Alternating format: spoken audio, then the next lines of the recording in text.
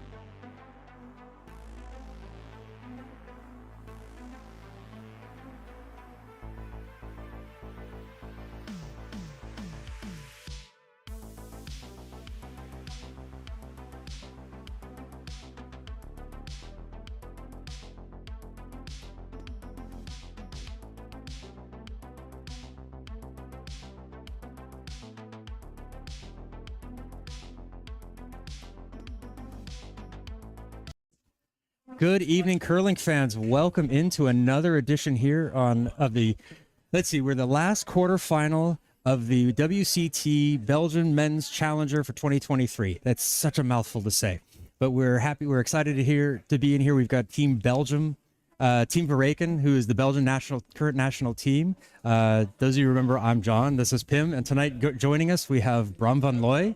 He's the second for Team Verreycken, but he's not playing this evening. They've swapped in their alternate to Vermeer. So we're going to have a little bit of insight commenting with us tonight on the match. Welcome in, Bram. Nice to be here. Yeah.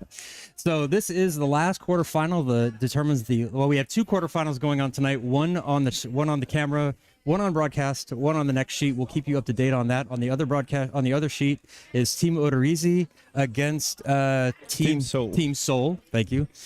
And on this sheet we have Team Verreycken against Team Hertman. So we've seen all of these teams except for Team Verreycken in this tournament, so it's good to have their broadcast debut here. We'd like to have the other local team get on the cast, and well, they earned their way into the quarterfinals and onto the broadcast sheet, so we're lucky to have them. Looks like they're getting done with their warm-ups pretty quickly. I mean, Bram, say a word. Introduce yourself. No. Yeah, why don't you introduce yourself, Bram? So I'm going to stop and take a beer. So yeah, I play second for Team Verreycken and for the Belgian national team, which will be playing as well in the season 23-24. So since there are no opponents, we will still be representing Belgium next year. So that's always nice to do. Yeah, they're always one of the top teams in the league, so they're always the ones chasing them. So it'll be nice having an expert sitting here in the booth, and so they'll constantly correct me, just like chat does, and Pim does. I'm always wrong. I'm always first to admit I'm wrong, but now somebody's going to tell me before I actually get to admit it. So really looking forward to it. They're doing their last little slide-offs. One last push to get their sliders cold. So we're just going to jump straight out onto the ice. And Bram's going to join us here tonight. And Pim will just be doing the technical direction. Maybe he'll yell at us a little bit and you'll hear him in the microphone. So I'm going to go grab a chair, top up my beer, and we'll be right back.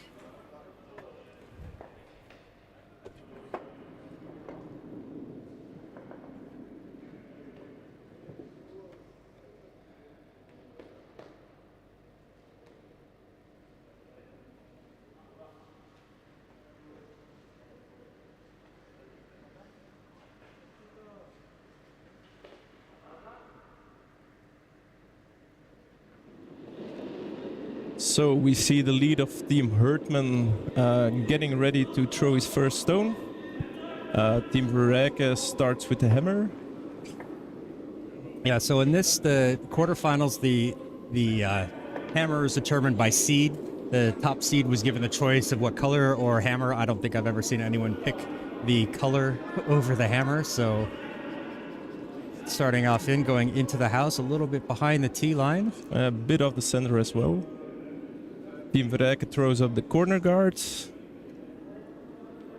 As having Bram in the booth with us tonight will actually help us accurately read what Timo's little broom gestures mean.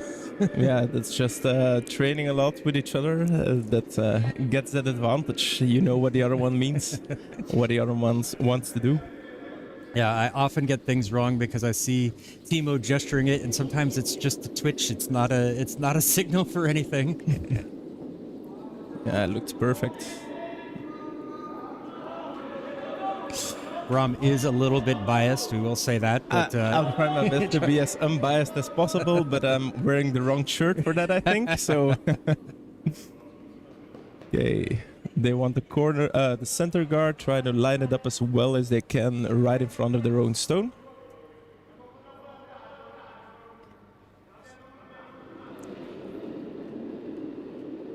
Still feeling the ice a little bit. What are the paths in the ice? What's the speed on the ice? yeah, we saw Team Hertman play already on this sheet, but that was yesterday, I believe. So the ice has changed quite a bit between yesterday and today. So both teams just getting the feel of this sheet. It's a little bit deep, I think. It gets in the house, so the possibility for the slow takeout and roll behind cover. Let's see.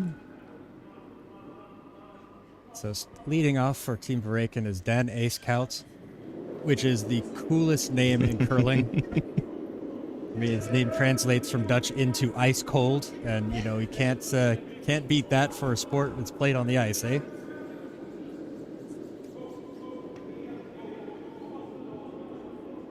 Looks great. It's gonna over curl a bit, and it pops out behind the corner guard.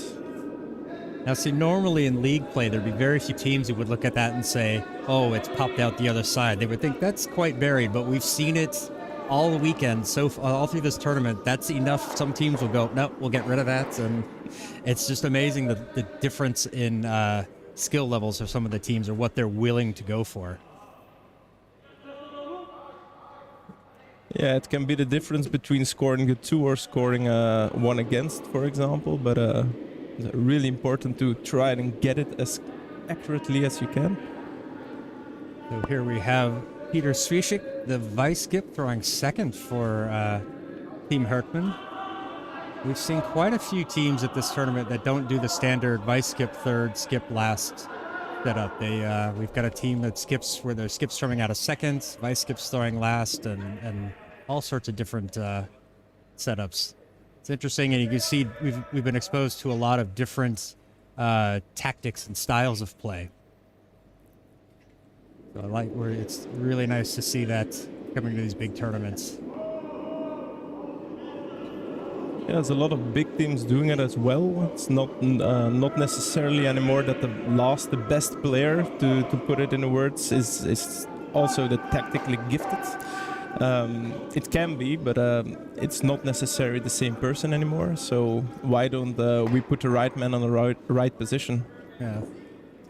Good strategy, I think, yes. Sticking to something just because everybody else has done it for years is, hey, you lose out on some things, so. Team Hertman trying to peel the corner guard to get a little more open in front of the house. No, they opt to nose hit the open redstone to come, I think, second shot. So they would be lying first and second shot.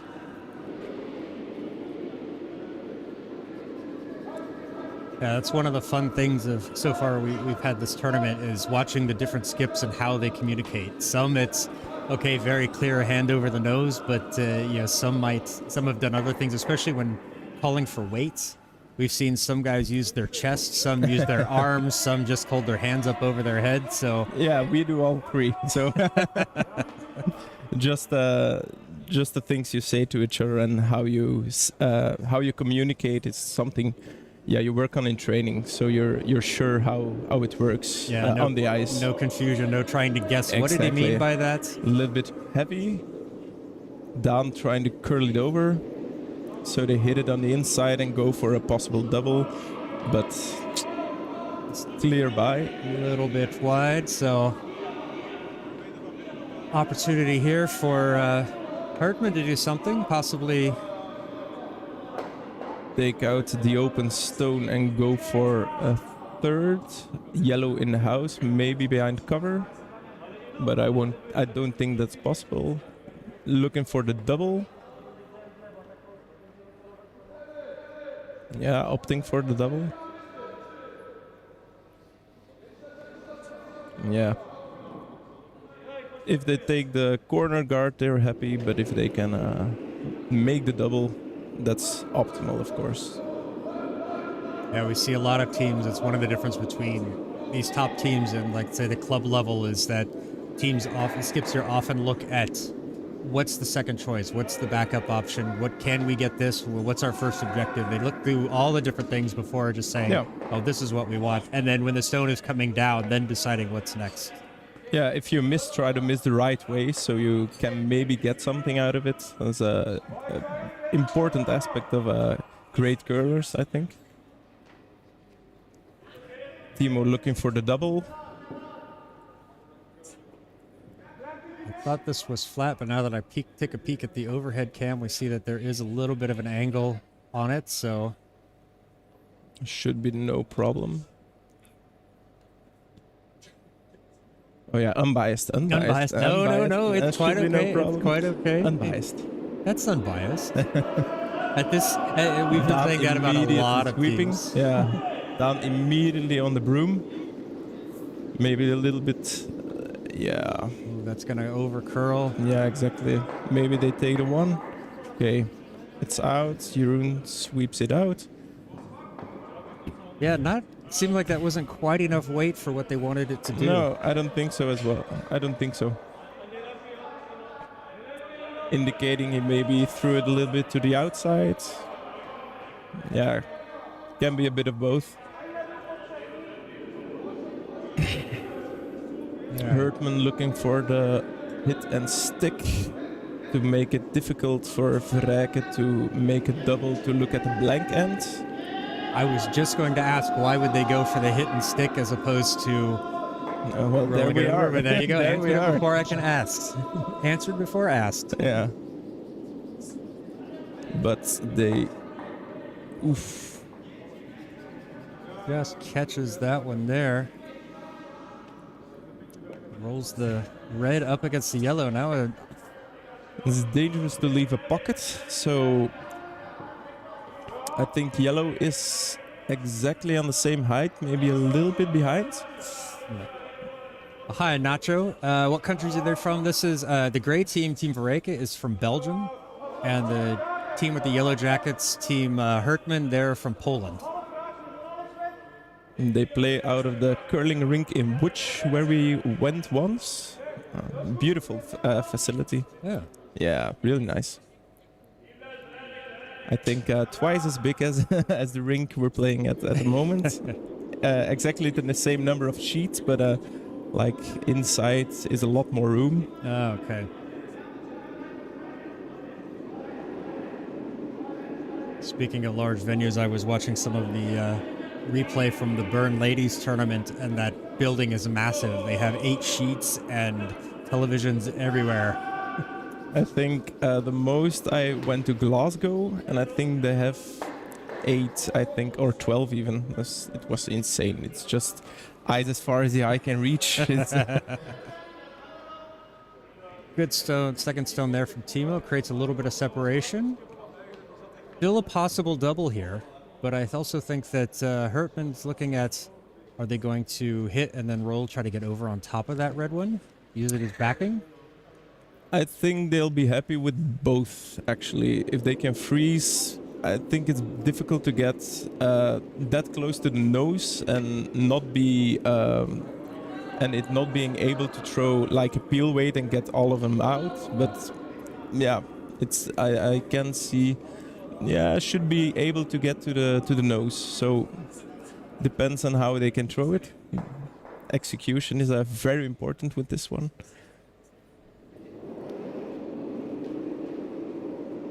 If you do the roll and you go to the nose, you make it difficult to go for the blank end, but of course not impossible.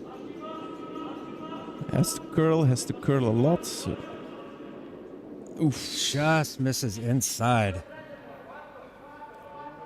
We saw that earlier against in Team Hertman's match against Team Wretchless. They were struggling this morning to find their lines early on some of their takeouts.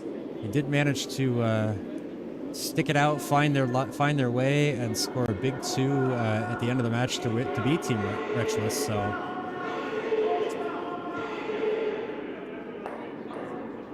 we need to tell that other sheet to be quiet. We're trying to broadcast here. Do you mind? Not in the heat of the moment. Let's see. Verreycken putting up the second one, the third one to the sides to go for a sure double, or maybe at least the double, or maybe a triple, the 3. All right, so they're going to try to split the house here and not leave anything that can be... Has to curl a lot. Has to curl a lot because now it's quite close. Let's look at the angles. Might leave a double over there on the side. They're going to try to go for the middle one. Looks like they're looking at the middle one. They're trying the same shot as before. It's to take at least 2 out and to force Verreycken to go for the 2 instead of the 3, of course. Would you say that this double here, it's a little more flat? Is that a little bit, I don't want to say easy, but like, is it less difficult than maybe doing the other double on the other side? Especially probably if they want to stick the shooter, they'd be more likely trying this flat. Yeah, they need to take the 2 out. I don't think it's of course it's better to stick the shooter, but they have to take the 2 out, of course. That's the first thing. Yeah, that's the first thing.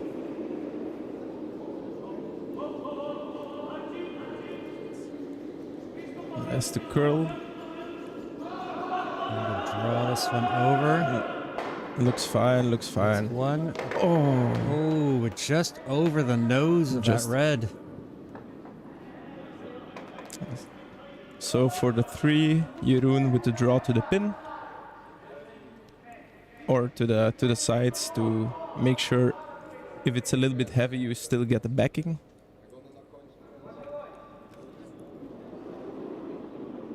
Same line as before, so you know how it reacts and how it lies. Yes. Hi, Nacho. Yeah, the Team Korea, Team Seoul, they're playing over on the sheet next to it on sheet B, so I'll keep you up to date as that one goes through. They're still in the middle of their end. They're playing the Italians. That should be a very interesting matchup. All right, a big 3 for Team Verreycken to start it off. Very well played. Couple of missed stones there from Team Hertman at the ends, leaving the setup. Exactly. So never easy to play the skip stones, of course, and it's a near miss with his last stone to only give them the double of the 2 points, of course. yeah.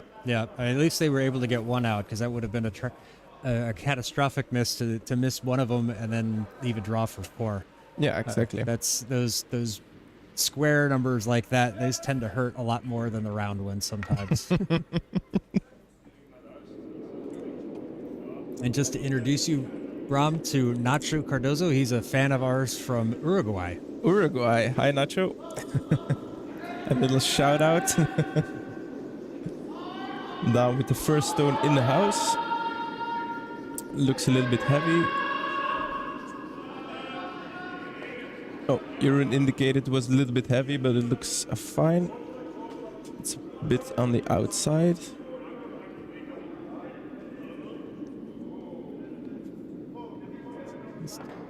Just a little bit past T. Exactly.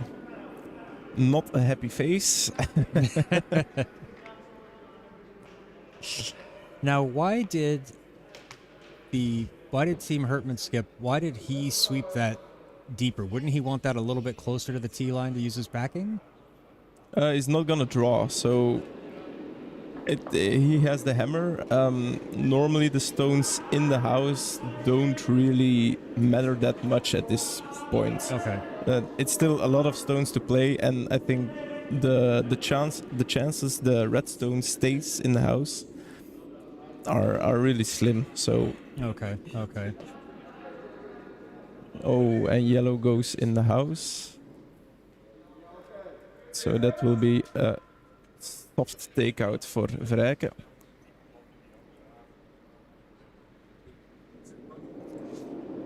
Now, the winner of this match will be going up against Team Turkey tomorrow.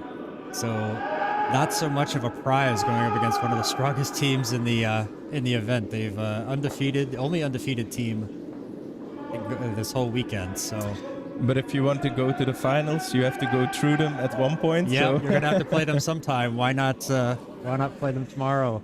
Ooh, and they leave a pocket,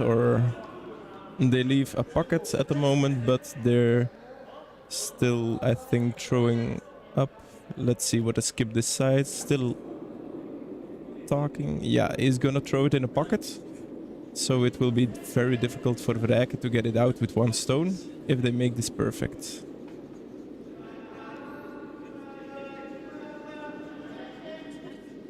So the draw to the near pin.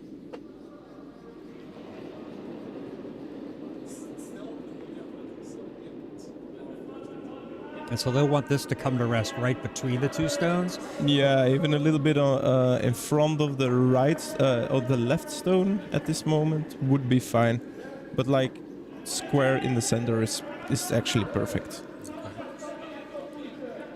So it seems It has wide. to It'll curl fall late. a lot. It's gonna curl, but not enough. A little bit light. Indeed, a little bit light, so you can peel it off or with the takeout and roll to the center of the house to take the line away a little bit.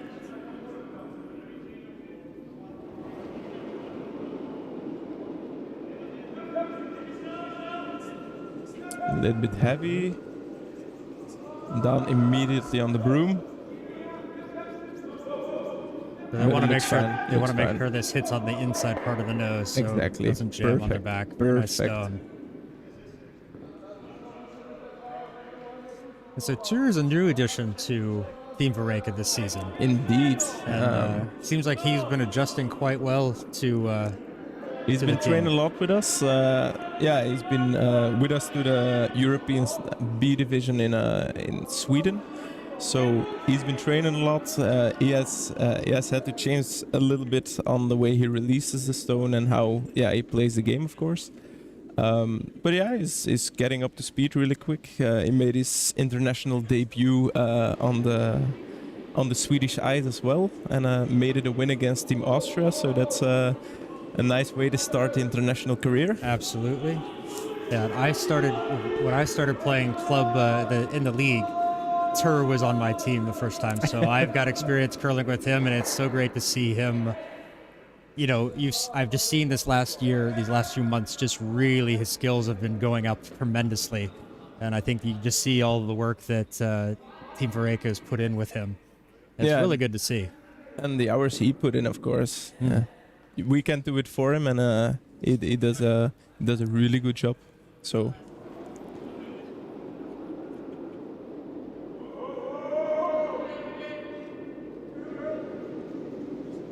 Has to curl quite a bit. Just a simple takeout. Curl. A stick. No, this will a little bit outside. Gonna leave a double opportunity here for Team Hertman. Yeah, right on the nose.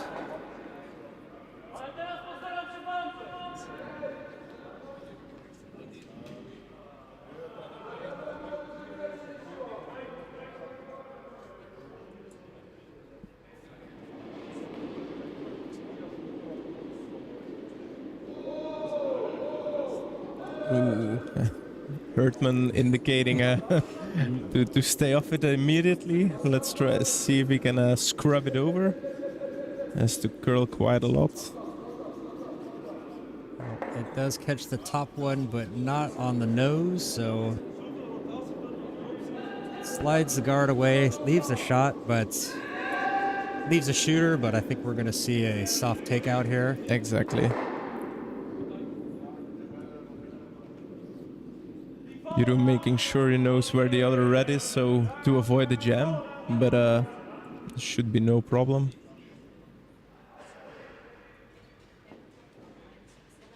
They could roll out, but they'll opt to keep the red one in the rings, the shooter in the rings, of course. Now, will they want this one to sit in front of that stone on the button, or will they want it somewhere further away in the rings? When you take it a little bit further away from the rings, you get a little bit more separation to make the double a little bit more difficult. In this instance, they came to the center. Yeah, we don't. We have the 3 in the first end. Now they have to come at us and make the game, of course. So now the blank is a little bit easier for them. If you make the split and put it somewhere else in the rings, yeah, you make it a little bit more difficult to get them all, both out at the same instance. Okay. Yeah, so what's better? Yeah, I don't know what Timo's thinking at the moment, so what's the tactic he wants to play? This one's falling quite a bit. And again, takes the first one and rolls out himself.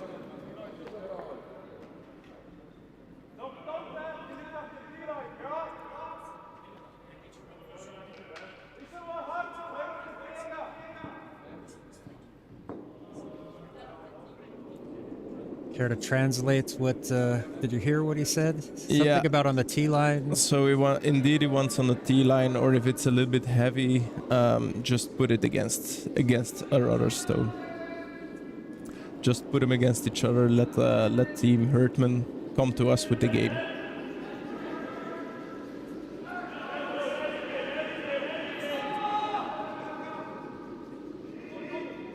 Looks a little bit light. Both sweepers, 3 sweepers actually, to try to 1 sweep it over and 2 get the required distance. Yeah, we always. Or at least get the guard in front. That'll work as a guard, but it's still sitting a little bit open. So we've seen so much in this tournament that if there's anything more than like half a centimeter open, they're probably going to try to take it out. Exactly. Go for the. Yeah, this is actually a draw. So they'll try to use the backing and put it in front, make it frozen, so we can take it out, like corner frozen. Okay. So it's guarded from the outside by our own stone, and on the inside we can't hit it because we'll take out our own stone. Yeah, looks fine. Yeah, it's pretty nice. That's really Nice perfect. stone. Yeah. And there's a tiny bit of separation I can see from the overhead cam. It's about maybe 5 centimeters. Is that worth trying to take the risk of going and peeling it off? Or there's too much of a risk of taking your own out and then losing the shooter as well? Yeah. I don't think you could do that. You don't need the 2 stones in the house if the yellow one's away and they can't make anything more happen. Okay. So it's just a little bit playing the scoreboard, making sure they can only play get the 1 point, just to force them to take the 1, and then we can start building up another end for us. Okay. So yeah, if they both go, I think if they would play a faster stone, it would just be to get the yellow one out. What happens with the other stones is not that important. All right. A little bit slow. It should be closer to the red one. But this does take away that draw path to the button from that side Yeah, where they that's could true. potentially stack up another. So not a completely terrible stone, No. but I expect better from Timo. Oh no, that was Jeroen. Expect even twice as much from Jeroen. I expect much more of the sweepers because I'm sitting here, so big shoes to fill. Size 8.5, actually. No, 10. No, I was gonna say 8.5's not very big. yeah, 10 then. Yeah.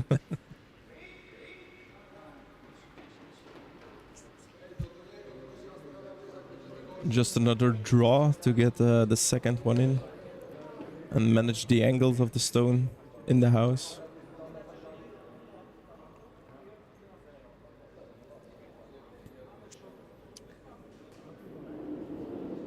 Yukinam coming in on the WCT chat. Hello, we're doing quite well.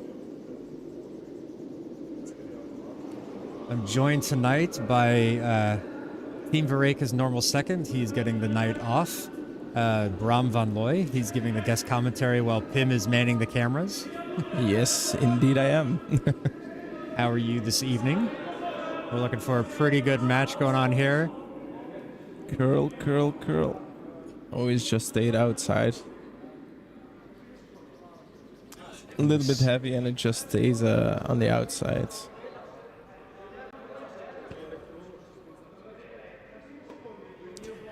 Team Hertman not quite having the speed of the ice figured out on that side. We saw on the draw to the button, they have the ice on that side quite figured out, but the other side is still was a bit heavy. Yeah, we've seen that quite a bit in the matches on the broadcast sheet, that one open ice side tends to be a little bit trickier for teams to figure out. It takes them a few more stones to figure it out. They tend to play that the closed wall side a little bit more often because of it. Yeah, yeah. Hi, Lucas. How are you? Lucas, hey. Buenas noches. Games went pretty well this morning. Let's see. In the first match, it was... I'm trying to remember this. Team Wretchless against Team Hungary. And Team Hungary... No, is that right? Yes, it was Team Hungary. So Hungary won this morning. They beat Wretchless in the last end. Ended up being 5-3.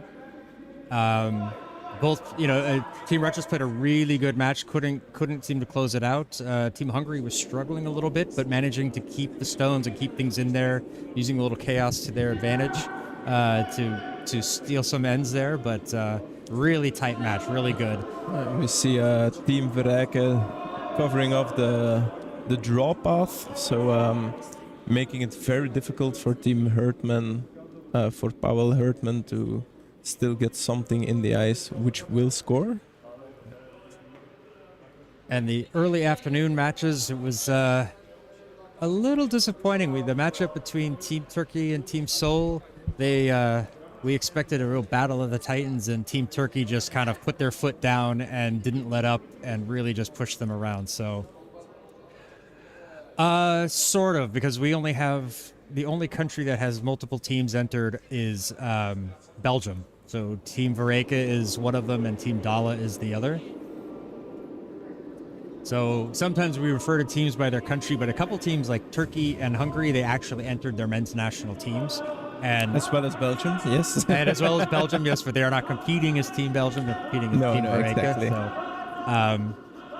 So Team Hertman here, they're from Poland. But they are not technically Team Poland. Ooh, that one comes up a little bit short. Yeah, it was a tight draw they had to do to come to the button, but they scored one, so mission accomplished for Team Verreycken, and let's see if they can build something in N3 again. Yeah, so you might recognize Lucas, a different voice. It's not Pim. Pim is on the cameras and doing the technical stuff tonight, but joining me is Team Verreykken's normal second, Bram van Looy. He's getting the match off, so alternate 2 Vermeer is filling his place. So he's going to give us a little bit of more expert commentary, somebody who actually knows what he's talking about. Sometimes. Sometimes. I'm still the second, so tactics is not the main objective I'm playing with. So I'm getting a talking to from the coach. Yeah. So She's still smiling, so it's still okay, but of course it's early in the game. It's only a 2-point deficit. We've seen some crazier scores this weekend already, so nothing to be too worried about. Just regain the focus and make sure you can build something in the end and maybe steal a couple. yeah, so here we go. End number 3. Rowing up the center guards. Marcin Senderski. I hope I'm saying Beautiful. that right. Beautiful. I have butchered everybody's names pretty much tonight, so but I try. I can start pronouncing it the American way. Marcin Senderski. Perfect. It's like I'm listening to hockey. Perfect center guards. Very nicely played. Team Verreycken coming in behind it. We've seen that tactic quite a lot in this tournament. We don't see it as often in league play here in Belgium. Teams tend to try to stick to the playbook, center guard, corner guard, build up behind it. But sometimes you got to be aggressive and use the other team's stones against them.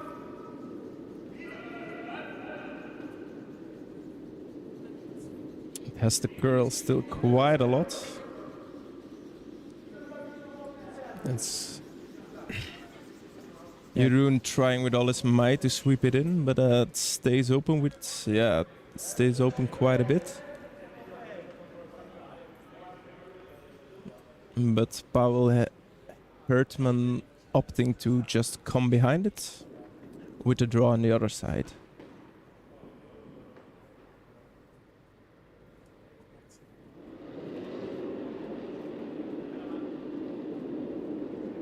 I know some players, some teams would be tempted to go after that open stone from Team Verreycken sitting in the house, but is it necessary? That's not necessarily the best play. Sometimes it won't allow you to build up the way you want to. No, exactly. If it would be deeper or more open, you could do it and roll behind your center guard. But the way it's lying and the way it's curling at the moment, it's almost not feasible to take it out on the inside and make the little roll. So why not try to build up a little bit more with stones and then see what happens during the rest of the match. Timo indicating Dan has to take it from the outside and roll a little bit to the corner of the ring. Yeah, corner of the ring to the side of the rings.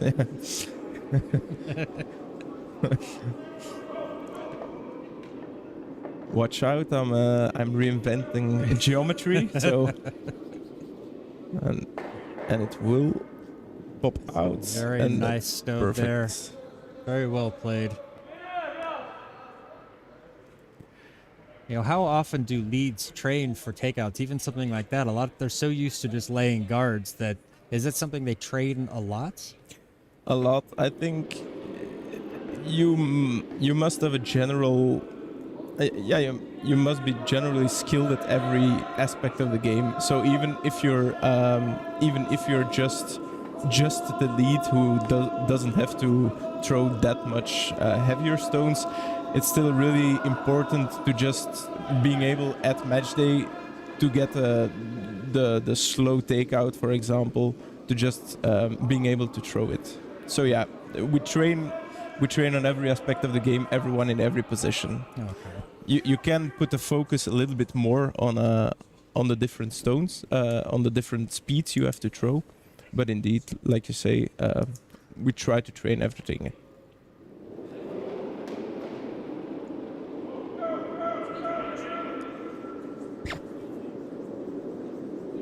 It's a beautiful stone from. Ooh! Oh! Yeah, that went awry. Not what you want to see. No. Your Team Verreycken there. No. Hertman trying to come behind the guards again. But now with a little bit more backing, of course. No, it's drawing the other way. Just come behind the 2 guards.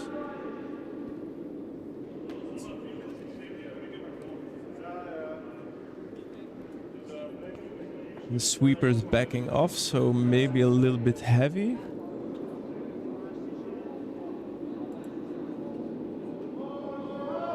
Timo getting ready to sweep it out. Oh, we love the skip sweeps on this channel. Love to see him get down and dirty. Yeah, it's a unique view, so it's a rarity. Enjoy Yeah. it, folks. It doesn't happen often. cherish it while you can. Yeah.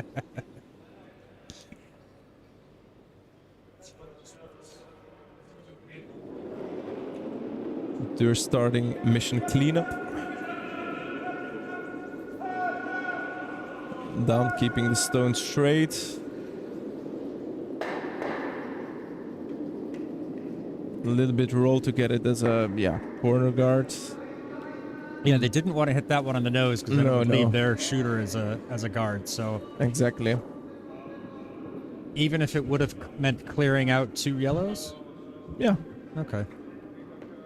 It's often better to have so it'd be better for them to have that center line open than necessarily the 2 stones away and keeping the center line closed. Yeah, exactly. That's like basic playbook to say try to keep the center line open. Even if, as you say, you can make the double, but you can't roll away. It's always worth a think. It's in this particular situation, I think indeed it was more important to get the guard to get it cleared than to make the double, because now they didn't curl quite enough, and now the double is still on. Okay. Or no, they're just gonna go for the single and roll behind the red one because the yellow one on the back of the house is the 3rd shot. Oh, okay. So I think the roll behind the guard is more important than taking out than doing the double.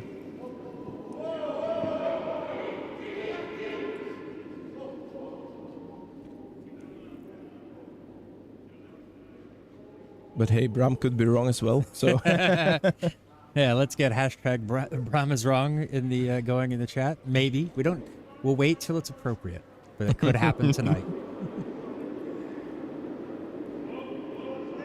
They weigh 42 pounds. yeah, 20 kilos in like 19 kilos in metrics. Yeah, so it's like 42.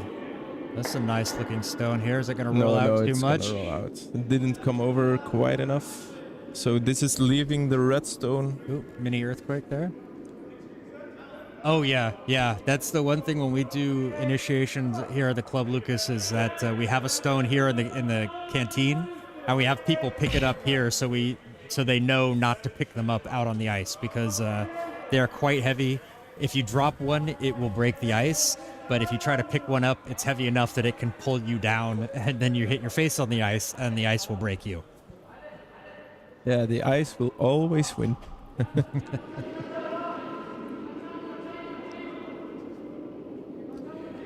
Pavel Frinja going for the draw.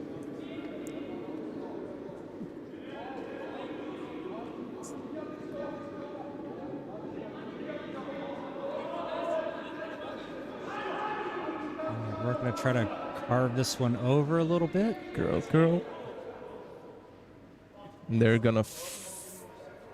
yeah, it looks fine. Angles look great for them. The double is not that easy. So currently they're lying 1st and 3rd shot, with Verreycken having the 2nd shot at the back of the rings. Jeroen now looking to go for a clearing shot. So they're going to try to take that yellow guard out of the way. Exactly, so they can have an open house to throw the heat in.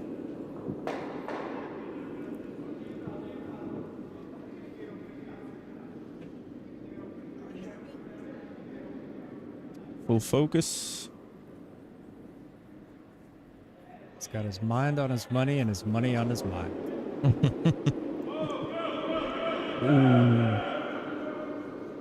Dude, already on the stone to make it carve over a little bit.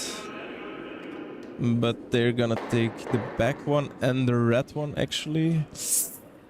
So Team Hertman still lying the one stone behind cover, and the red one from Team Verreycken, the shooter, on the back of the rings.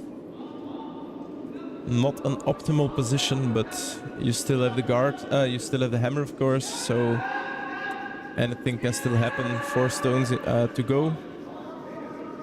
So we're gonna want to see Team Hertman's gonna want to put one between the two yellows there, maybe sitting a little bit on the outer edge, or do they want this one like directly in line? Let's see which side they pick. I think. Oh, okay, yeah, it looked like at first they were gonna come from the outside, but now they're trying to always look in that don't leave the double. And the vice skip, not a fan.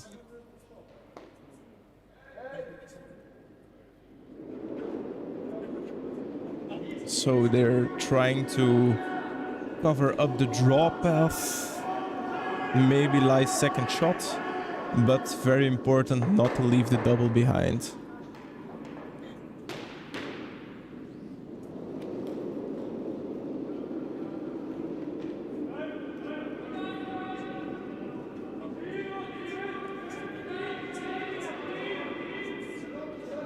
Oh, Bram's wrong. So it's the draw. into the house. Into the house to force Verreycken to take the one. But this is going to slide a little bit deep. Timo has got it behind. So it's third shot for the yellow one. Now the ice doesn't quite curl enough to get there with a hack weight or a soft takeout. So Timo looking at the backline weight to tap the yellow one far enough to the edge of the rings, not quite out. Doesn't have to pop out, it just has to pop behind the red one.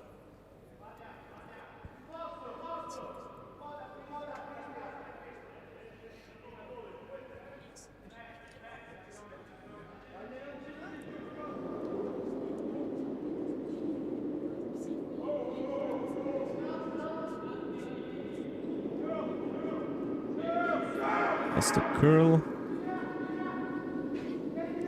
Yes, Nacho, tomorrow's the final. Now we're still playing for the semi-final spots. And Verreycken clipping on their own guard. And coming to the second shot. So Verreycken lying 1 and 2 and 3. And Hertman lying 1 and 4. Yeah, so Nacho, the final will be tomorrow at 1 p.m. European time, so I will let you do the time zone math as to when that is your time.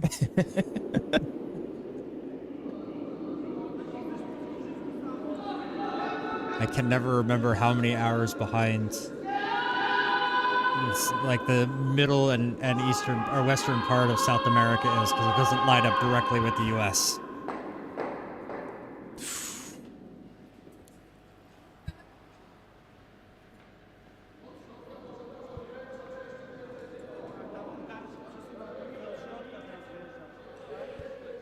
Hertman looking for the same shot but from the different direction.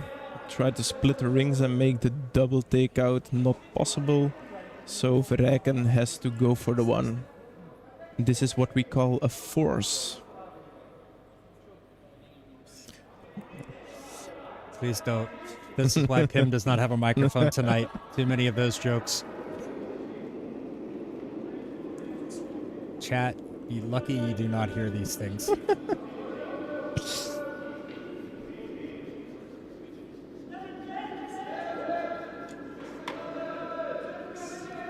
So it looks like it's going to be a little bit light. And it's going to curl over, so that's going to leave So Nacho waking up in time for the finals. Awesome. 9 o'clock. That's a reasonable hour to be up on a Sunday. Verreycken looking for the really challenging shot. They could go for just a draw to the button to take the one. Now they're looking, can we promote, can we raise the right redstone to maybe squeeze a little, few more points. But that's, of course, that's a tricky shot. Yeah, you have to look at the risk reward here as well. Is the reward worth the risk? Is that one extra? Yeah, exactly. Because if you miss, Hertman takes one. Yeah. Yeah, worst case, if you hit them all a little bit wrong and you give up 2, yeah, that's not great for morale. Right.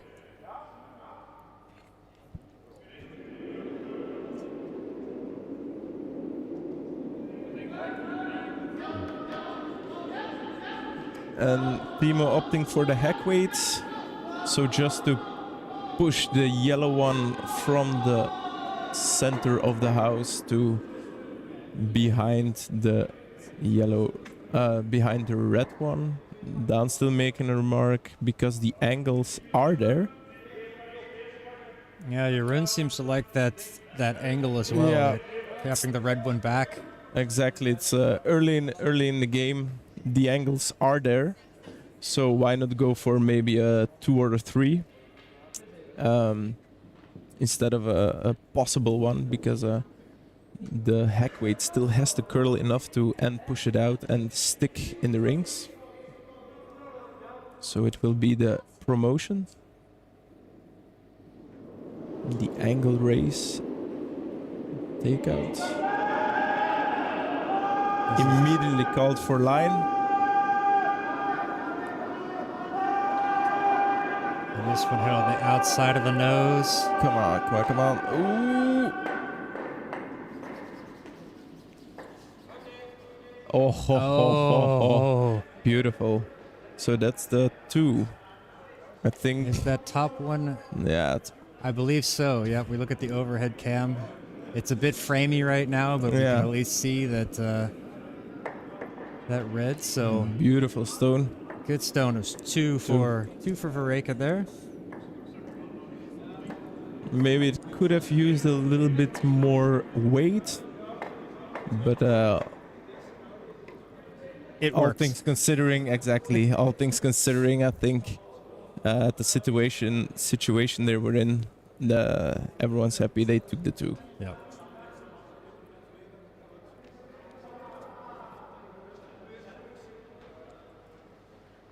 So heading into the 4th, Team Verreycken 5, Team Hertman 1. Let's do a quick update over on sheet B.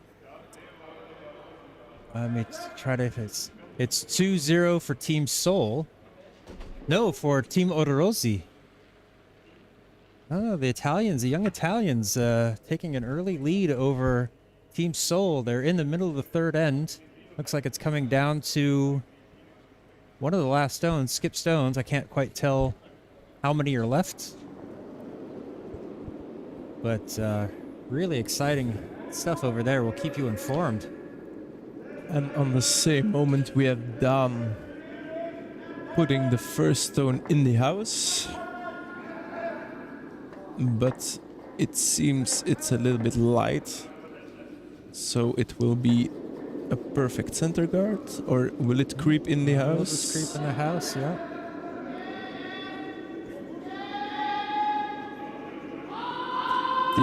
Timo acknowledging it, it just fell dead a little bit. Yeah.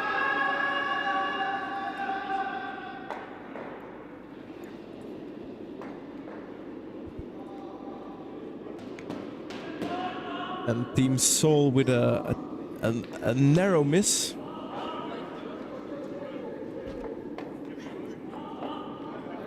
Here we're seeing it. Once the stones start falling, they just really go. This one's going to be maybe a little bit wider than they'd like. Maybe Yeah, not. it's That seems- perfect. That's Yeah, a pretty it's good spot. Pretty good.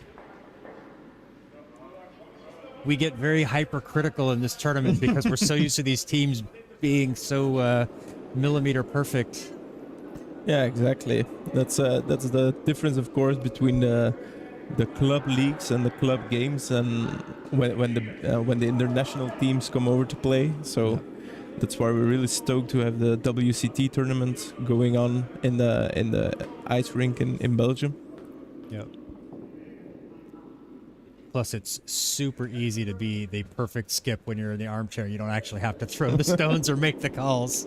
Exactly. We can second guess everything from the warmth of the cafeteria. Maybe I should stop competitive curling. I like this job. Yeah.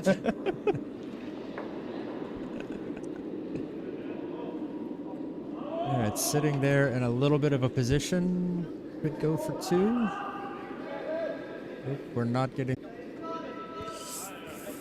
A little bit light to get it to the nose of the red one.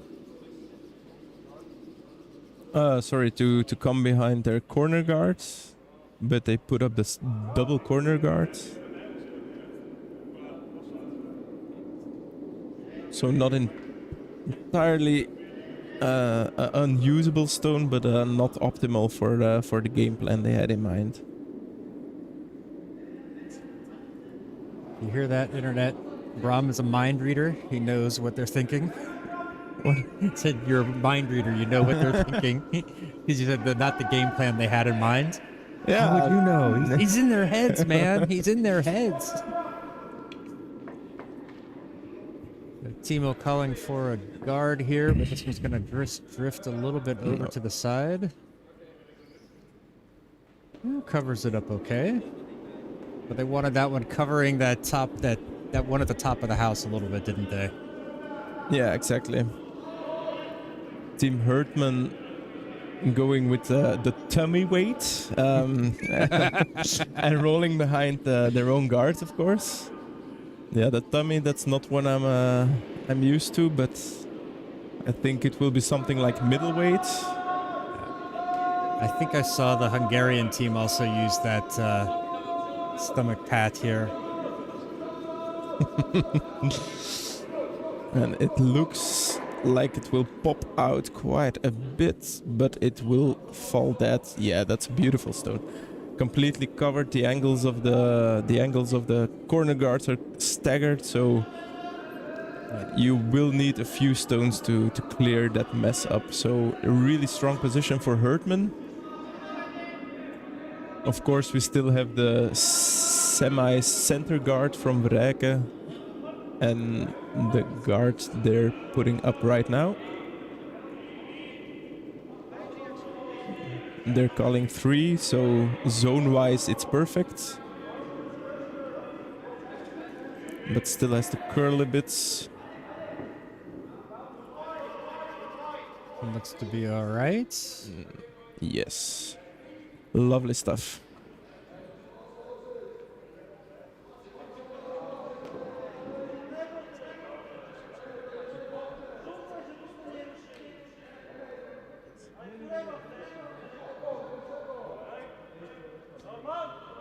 And Team Hertman starting to clear the guards in front of the house.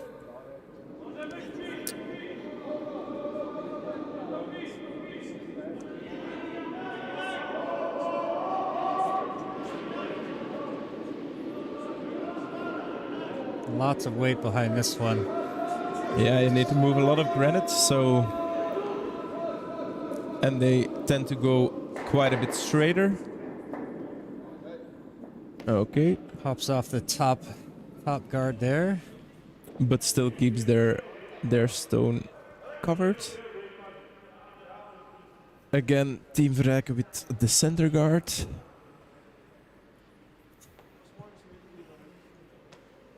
Just taking a look over, I see that Team Orizzi stole another one in the third, so they lead 3-0 in the fourth end over Team Seoul.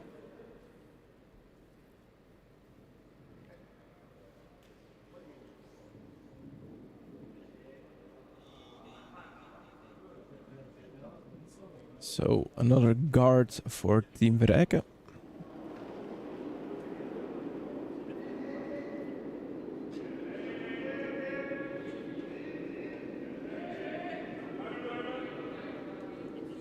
So still has to curl a long way, but the weight allows for some directional sweeping.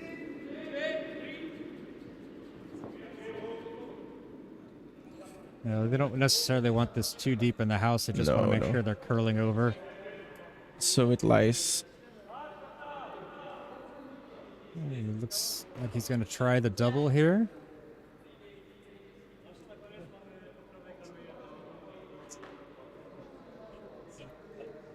It's quite a gap between the two stones, but Yeah, if you hit it dead center, you should have both of them. So looking for the, I think, nose hit.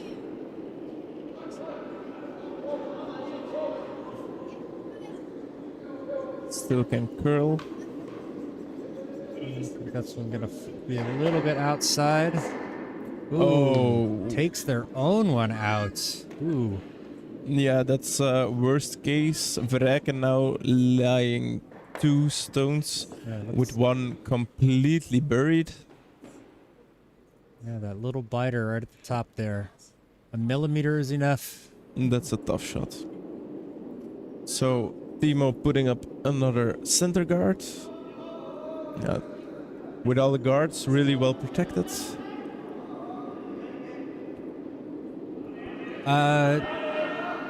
See a message in the WCT chat that stream is lagging. No, we had a message that there might be some network issues, so there might be some buffering for a little bit, but hopefully it will clear up quickly. I think it might not be only you, unfortunately.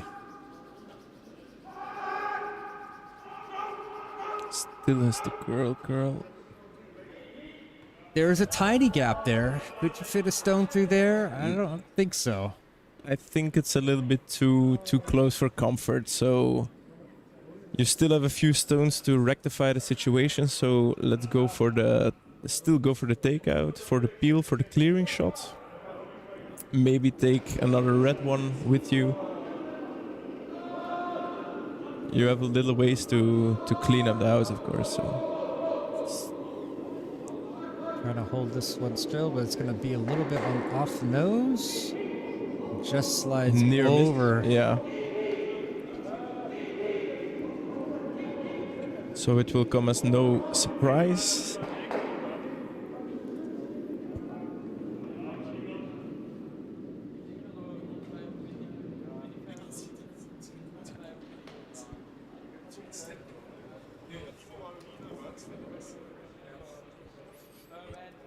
So I'm guessing yet another Exactly. guard.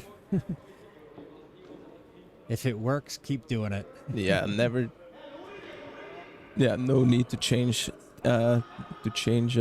tactics here. You're lying 2, and if you make a decent guard, they're 2 well protected stones.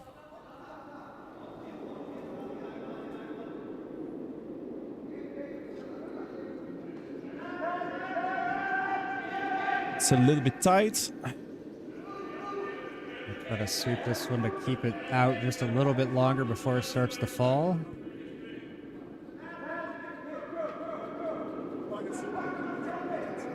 There it goes. And that's another great stone. Nice stone. Even Unbiased, sorry, that's a good guard. That is a good stone. You know, it's a little bit higher, so it's going to make that run back even harder. That's I would say that's not necessarily biased towards one position or another. It's a fine line to walk.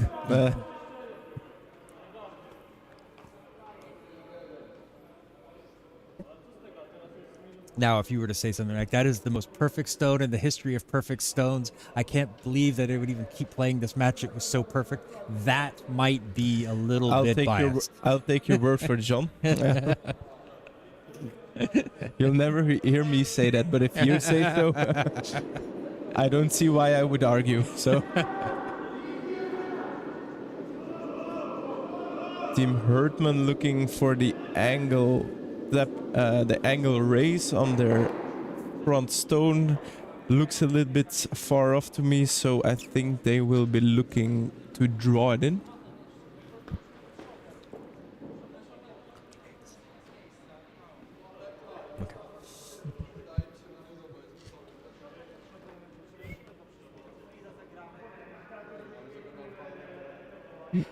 Oh, It's been a long weekend. It's a good thing we don't have a camera in the booth on at this moment, watching us be silly.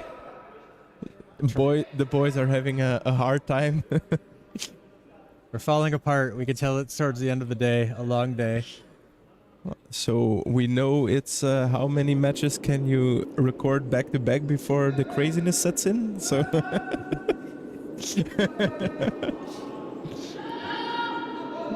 so here we go with the draw.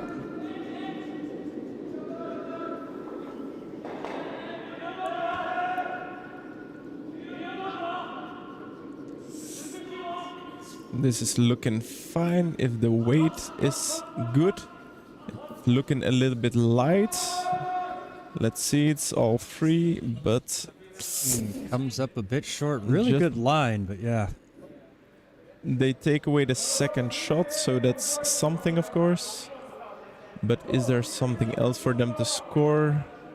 I think Timo was already calling to cover off the draw path. Looking for different shots to cover off or to... Yeah, and in this situation, they're looking for one. They're going to try to cover what they feel is the least difficult shot.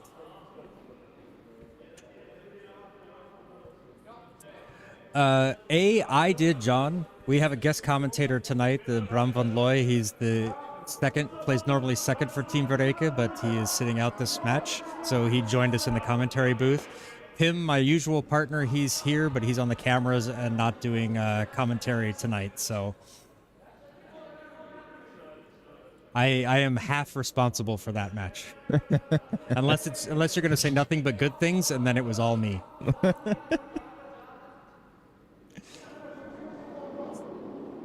Last stone for Team Verreycken. They're going to want to just cover something up. I don't think they will be covering something up. This looks like a tap back. Or, no, the weight, sorry. Bram's wrong. Bram is wrong. Yeah, the weight was a little bit light, I see now. I think this will be lucky if they can cross the hog line. Oh, no. Which they won't. Oh, no. I think if you do this in training, you have to pay 50 cents fine.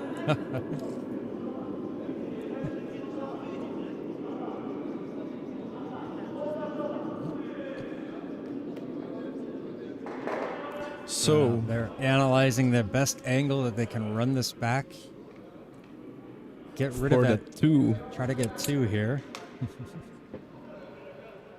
Yeah, like we say on the ice, if they can make it, they deserve it. Because this is not an easy shot. It's a long way it has to go.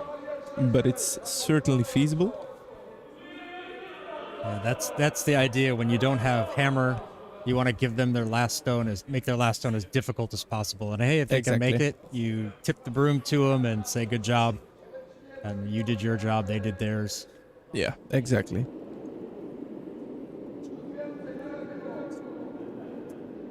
Oh, you liked their humor yesterday? Well, thank you very much. That's how we try to comment all of our matches. We try to bring a little levity and entertainment to it. Appreciate you being here. Appreciate your kind words. Trying to hold this one. Is that going to hit on the outside? It looks a little bit to the outside.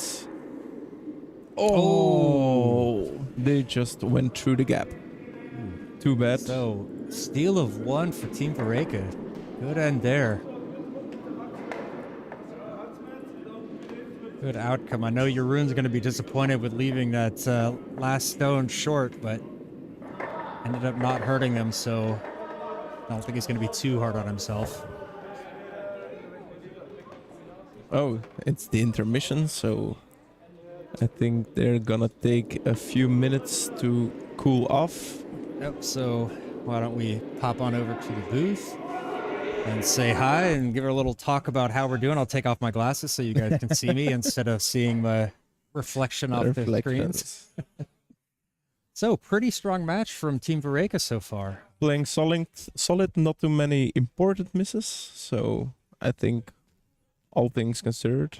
Yeah, and I think that's a big key is if you have a miss, make it not too big is something that the team can use against the other team can use against you. So I see Team Hertman close, but not quite making it there. So a couple of tough ends, a couple of steals for Team Verreycken. Exactly. Team Verreycken could force them to play the difficult shot from moment to moment. And I think in the end, if you can control the match like that, you know when you're already when you're 4 or 5 behind, you have a long ways to go to rectify that situation. Yeah, so Team Verreycken is in a strong position heading into the last half of the match. They're not going to need to play any extremely difficult shots or low, unless it's something, unless Team Hertman can actually start imposing their will on this match. You're going to see them be happy just to take 1 or 2 and extend their lead. And the quicker they extend their lead, the more it is. So it looks like they're getting ready to already start the next round. So Dan putting the first one in the house. Normally,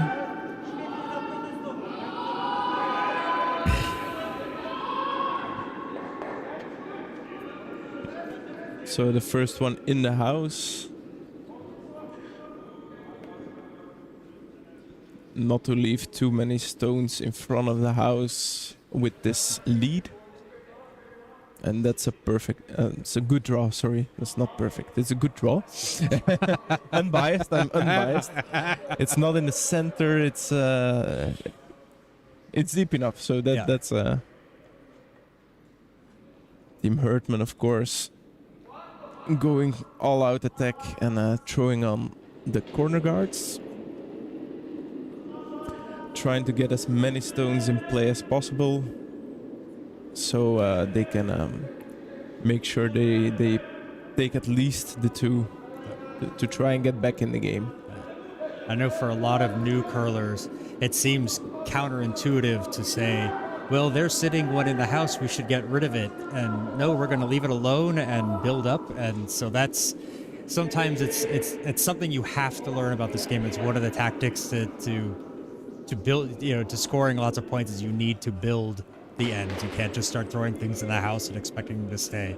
Indeed. So when, in this instance, when we say Team Hertman starts to play aggressive, actually it's throwing up a lot of guards, making a lot of clutter, so you can force Verreycken to make some errors, and second, to make sure you can score at least a pair. The more the merrier, of course. Yeah. Yeah, Persic the Peach. We've hit 3 degrees inside of the rink, so that's a lot better than normal. Normally it's sometimes 0 degrees, so we're happy with the 3 degrees in the rink.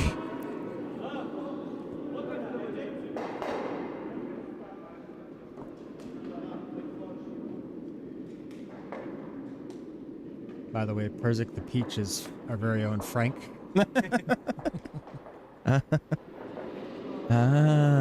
So I didn't need to explain that to you there. But now the rest of the audience knows the normal approach here in the curling rink. It's quite chilly, especially in winters, but now they put a little bit of extra heat in.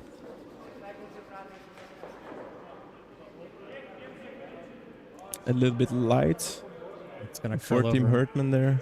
Going to give a little extra protection for those 2 stones in the house for Team Verreycken. So they're going to want to put something looks like either in front of or behind that guard just to kind of overlap it and prevent it from being used. And to put even more pressure on Team Hertman to light the 3, which are angle-wise really advantageous for Team Verreycken. Oh, quick update from Sheet B. Team Seoul just scored 5 in the 4th end to take a 5-3 lead heading into the 5th. So everything's wide open on that sheet.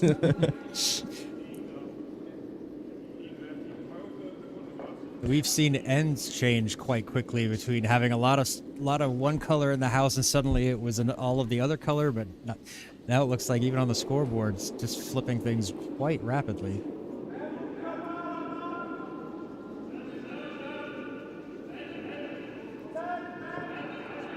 So they'll try to reach the front of the house. They could come up short. Yeah, that looks brilliant. Quite nice stone there from Tur. Well positioned. He's happy. He's very happy. So Timo promised him a cookie after the match. Maybe. yeah, it could be. He's more of a banana guy, but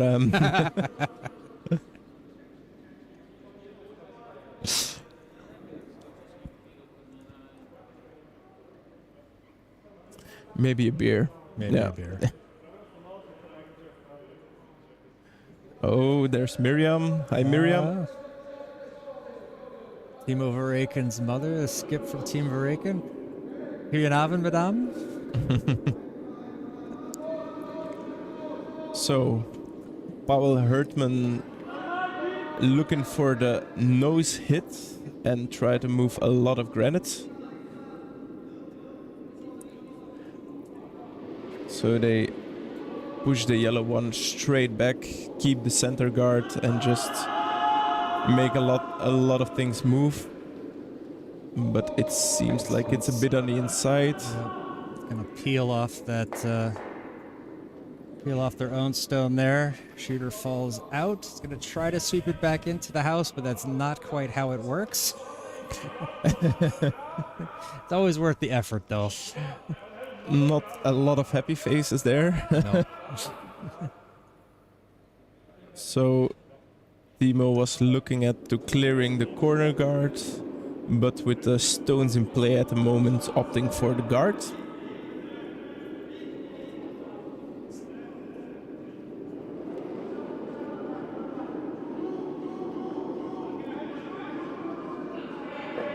I definitely see it, the big change in Tur's sliding and his release. It's working with you guys. It's much more in control, much more stable. Yeah, we already gave him some shoes as well with a lot of more slider underneath, which also eases the sliding. It maintains the speed a lot more, so you can slide a lot further with the same amount of push. So yeah, I noticed that when I switched to the proper quarter inch Teflon, or is that the 10 millimeter, you feel such a difference. It doesn't take much to just keep on going. Exactly, and that provides a lot more time to reflect while you're sliding on how to execute a stone. This one's going to catch just off to the side, so it's going to peel off So that that's top the guard. one, but Team Hertman a little bit on bad papers here, because there's still the 3 in the house and not a lot of yellow. Speaking of yellow, I do quite like the design of Team Hertman's jackets. Quite a nice design. Got almost kind of a, how do I want to say it, a abstract outdoor theme. Could be like forest into the mountains into the sun. But if you were to check out their Facebook or Instagram page, they're quite a wizard with design and with storytelling. Oh yeah? Yeah. I would recommend looking up their page. They have a few nice photos, and for example, they made a really nice clip yesterday about announcing they would be filmed against, I think it was Dalla or Turkey. I don't know which was. Turkey. Turkey. Yeah. So they know what they're doing social media wise. Yeah. I'll have to look them up. We could always use a few tips.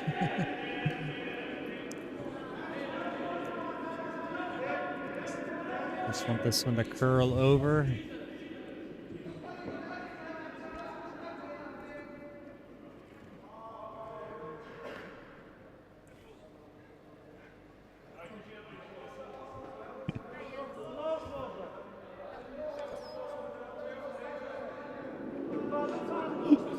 Now, would you consider this one a little bit deep? It's right up next to it, so it's really deep. But in this instance, you're actually lying the 3, and you're the 5 ahead. So ideally, you would have it a little bit further in a further higher up. Exactly. Ooh, good effort there. Good Almost effort. got a few of them moving, open things up. So at the moment we have yellow lying 3rd shot and Verreycken lying 1 and 2. Timo looking for the soft takeout to get the center guard back in front. Getting more compliments from chat on our humor. Thank you, Konami. You're making my head grow from all of these compliments. But keep them coming, you know? So they're going from the inside out. So they're going to try to come in and go behind that yellow one there at the front of the house? No. They're playing the slow takeout and trying to roll back again in front of the center. Oh, okay. At this sheet, I think the left side in this instant curls a little bit more, which means you can control the angle of the stone a little bit more. Oh, okay. So the other side is a little bit straighter. If you would go from the outside in, it's a little bit straighter. So this gives you a little bit more room to work with the sweepers. So down, sweeping for Karl.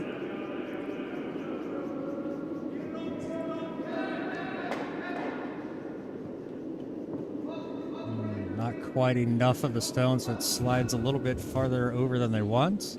But still 3 in the house. Yeah, so not a bad position to be in. I don't think Hertman can really get all 3 of them out with 1 stone. So No. I don't think so.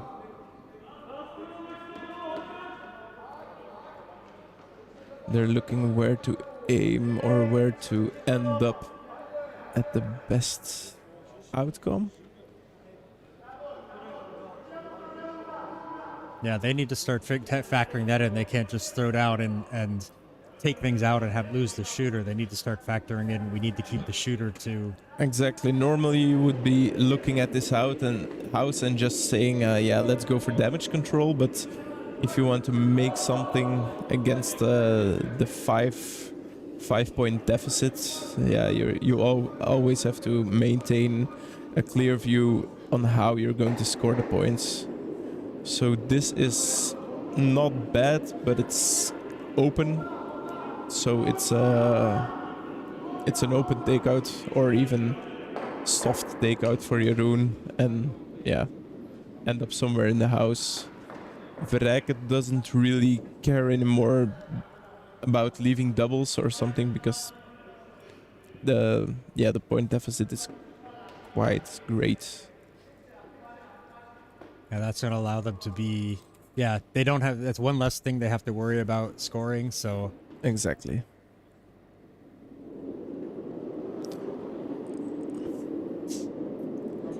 They just have to make sure they don't leave any opportunities for Team Hertman. A little bit to the outside, they're sweeping to carve it in. And they will hit it, but just enough, pushing their red one to the outside and yellow completely out of the rings. So mission accomplished. yeah, that's not a bad lead for that. Makes it a much more difficult double there, possible triple, but that's going to take a heck of a stone, and it would leave them exposed. I think it would leave Hertman exposed. So then Verreycken takes out and gives them 1 and takes the hammer back, and so Yeah. What's the expression? Give 1, take 2. Yeah. And Exactly. So when you don't have the hammer, you try to make your opponent take only 1 stone. And when you do have the hammer, when your opponent has scored, you take the 2, which means at the end you will always come out on top. But of course, when you don't don't perfectly make that. yeah. So, pop, pop, pop. Looking to make the double and roll behind the corner guard.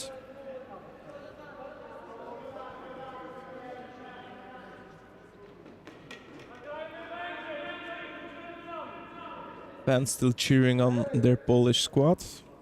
Yep, they made the trek all the way from Poland. It seems Team Hertman brought their family with them, so they're gonna stay here to the end, supporting their dads. That's young guys. That's true. Hard to Maybe one.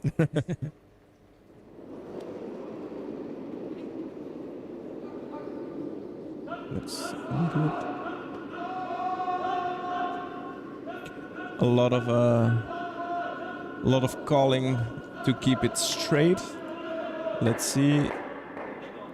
So the double was made, but he leaves it out in front, lying second shot.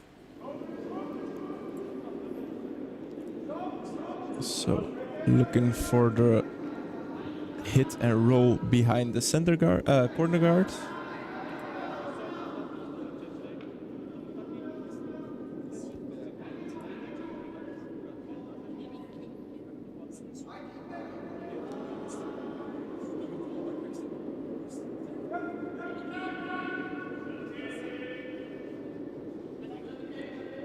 We're keeping it straight. Just a little bit of stone management. This is going to be very nice. Doesn't quite get behind the guard, but I don't think that's the important part. Just want to narrow down the scoring area.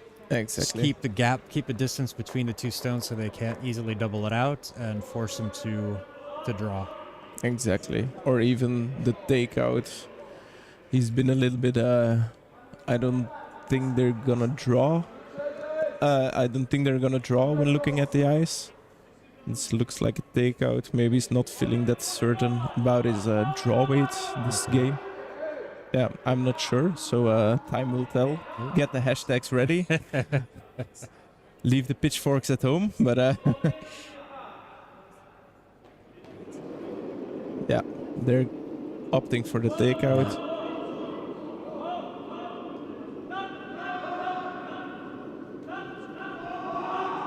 Gotta hold this one if it's gonna stay. Yeah, I think this one's gonna be just fine. I think this looks great. Okay. So that's the one yellow. One for Team Hertman, giving Team Verreycken the hammer going into the sixth end. Seventh end. No, sixth end. Sorry. Yeah. The Team Verreycken is leading 6-2 over Team Hertman. Once we get the scoreboard updated, still not finished with this last with the fifth end over on sheet B. I believe they're coming down to one of their last stones. So Team Odorizzi needing to take out the double from Team So.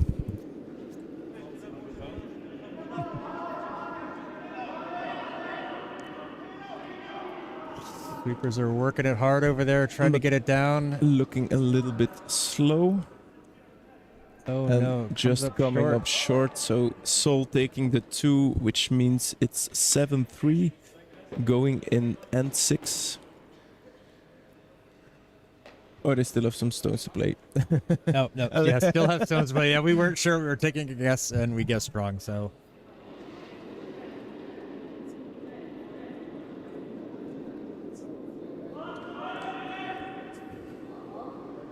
Team Hertman opting for the center guard, of course, making use of the no tick rule.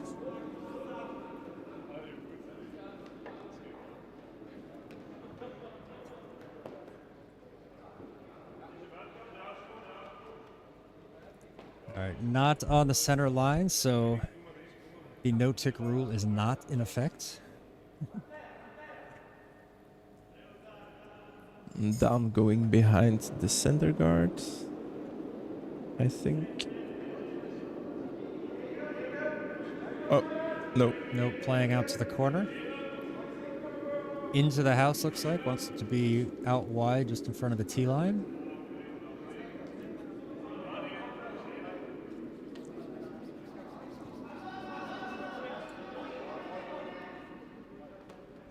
And that is... Well placed stone, I think. Yeah, Frank, indeed, they asked it in the house. We were looking at the other sheet, so we missed the call from Timo there.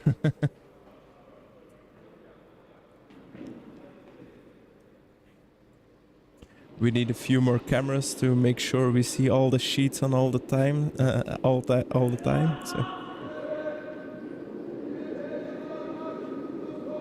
Muy, according to Timo. I really like that stone. This is going to come around behind. I'm going to get someone into the top of the house, I think. Going for the center guard, so they can make use of the no-tick zone, a no-tick rule.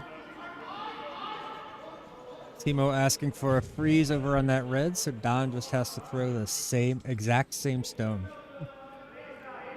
Easy, So- right? So this is where the great leads separate themselves from the good leads. So throwing exactly the same stones. Hitting that one might be a little bit over inside. A Yeah, little bit heavier. yeah. Mark my words. Yeah.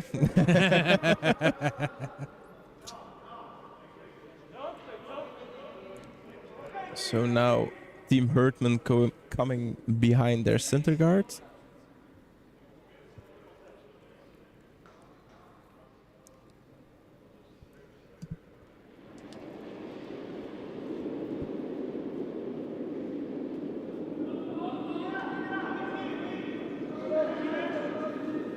Indicating it's a bit wide. No, actually not going. They're going to come to... I thought they were going to play for the takeout, but no. I misread the skip signs. Yeah, they have no. At the moment, they don't have a use for the takeouts because it doesn't matter that there's some red in the scoring area, because if you put it in the center, you still make the points. So make sure you make your own game and try to steal something. Oh, the stream is lagging again, Kareem. Sorry about that. Yeah, unfortunately, those are the one things we can't really control. The internet's comes and goes sometimes. Hopefully it clears up quickly for you. Ontur with a little bit of a miss, replacing the center guard with another center guard of a different color. Hertman trying to draw it in on the other side and try to lie staggered with staggered guards in front.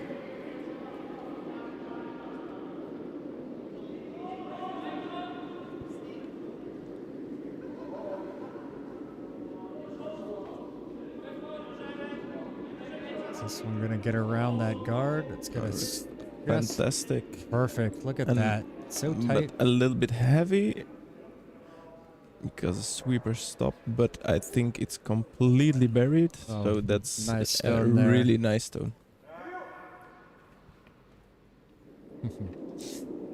Well, glad you're enjoying the curling, Kareem. Very, we're enjoying it too. Some good stones from both teams here. We're a little bit biased. Our local boys, Team Verreycken, is playing well, but we're trying not to be so biased in what we say. We want to see good curling from both teams.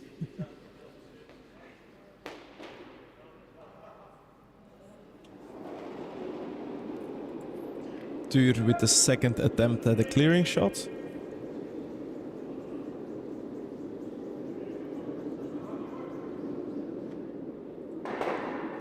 And now he succeeds, There he so goes. that's a yellow stone less to worry about. Pavel asking for another draw.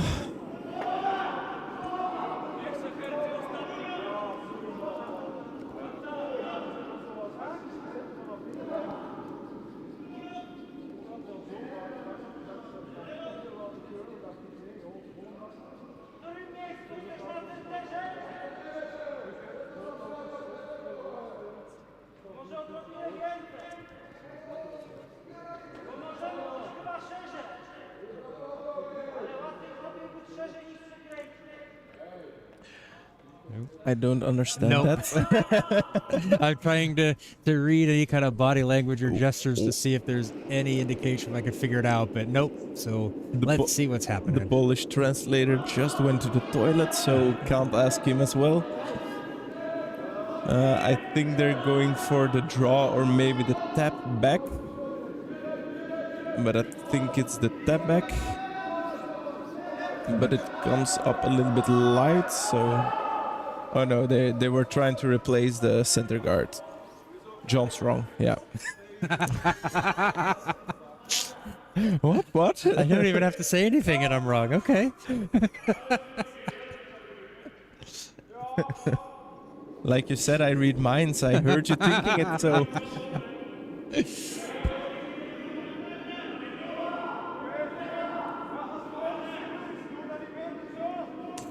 Yeah, Kareem, Team Hertman is actually putting down a lot of stones in front of the house to make sure the ones they can place in the house stay defended. So actually, the more guards you play, it's a little bit more aggressive, as they say, because you keep a lot of rubble in front of the house, which normally makes it easier for a stealing team to gain a few points.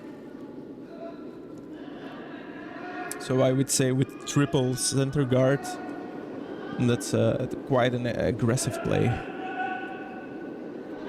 And now Timo with the clearing shot. And that's right F2. Very two nice gone. stone. Very nice.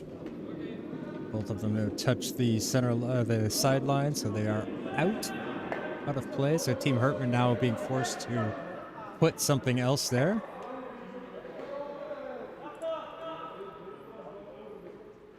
Yeah, sometimes Kareem, especially for me as a relatively new player, I've only got a few years experience, it does seem counterintuitive. It seems like to be aggressive, you want it to be in the house, but it does make sense once you have somebody explain it. At least it did to me that, okay, more guards in front means those last few stones can come in and have more of a chance to be protected.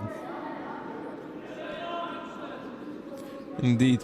Maybe they're not scoring, but they're defending the ones that are scoring, and that's equally as important this late in the game and with in the situation Hertman finds himself in at the moment. Yeah, and as they don't have the hammer this end, they try to steal with all their might, of course. Yep. So, or try to force Verreycken to only take the one.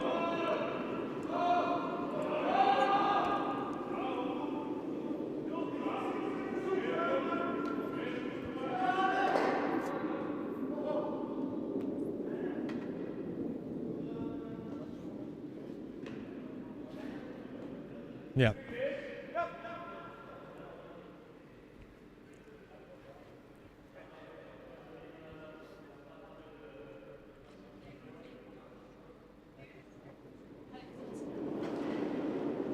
Alright, so they're going to try to run this one back, take those two out, or do they just really want to get rid of this top one? I think they're gunning for the double, but nearly missing it.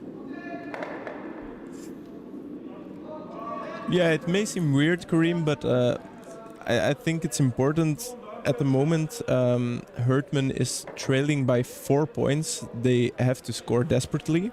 So they're really trying to make it possible for them to at least score 1 or 2 every end.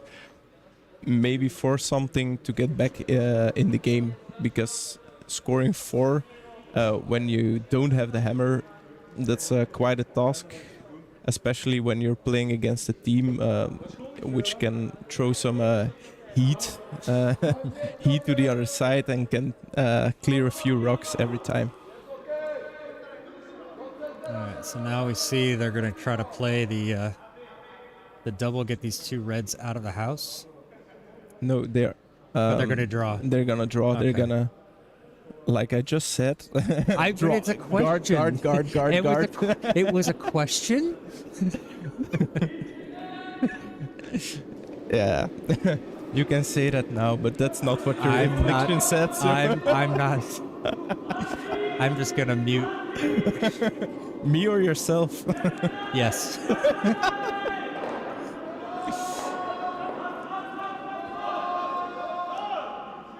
So the guards are still up. Are up again. Now, would they have considered trying to freeze it up against there, or is that just so tricky of a shot to do properly that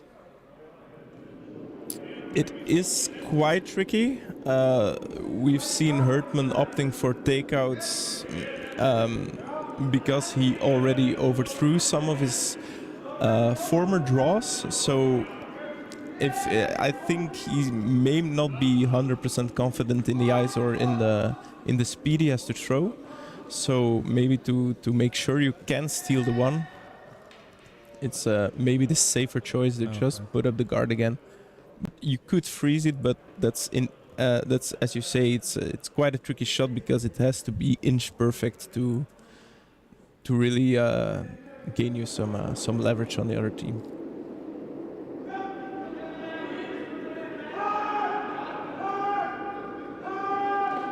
And Verreycken clearing the center guard. Oof. And this is a little bit worst case because now Hertman is laying first and second shot with nicely staggered double center guards. So I think now they will go, like you said before, for the perfect freeze to maximize the scoring opportunity in the middle of the house.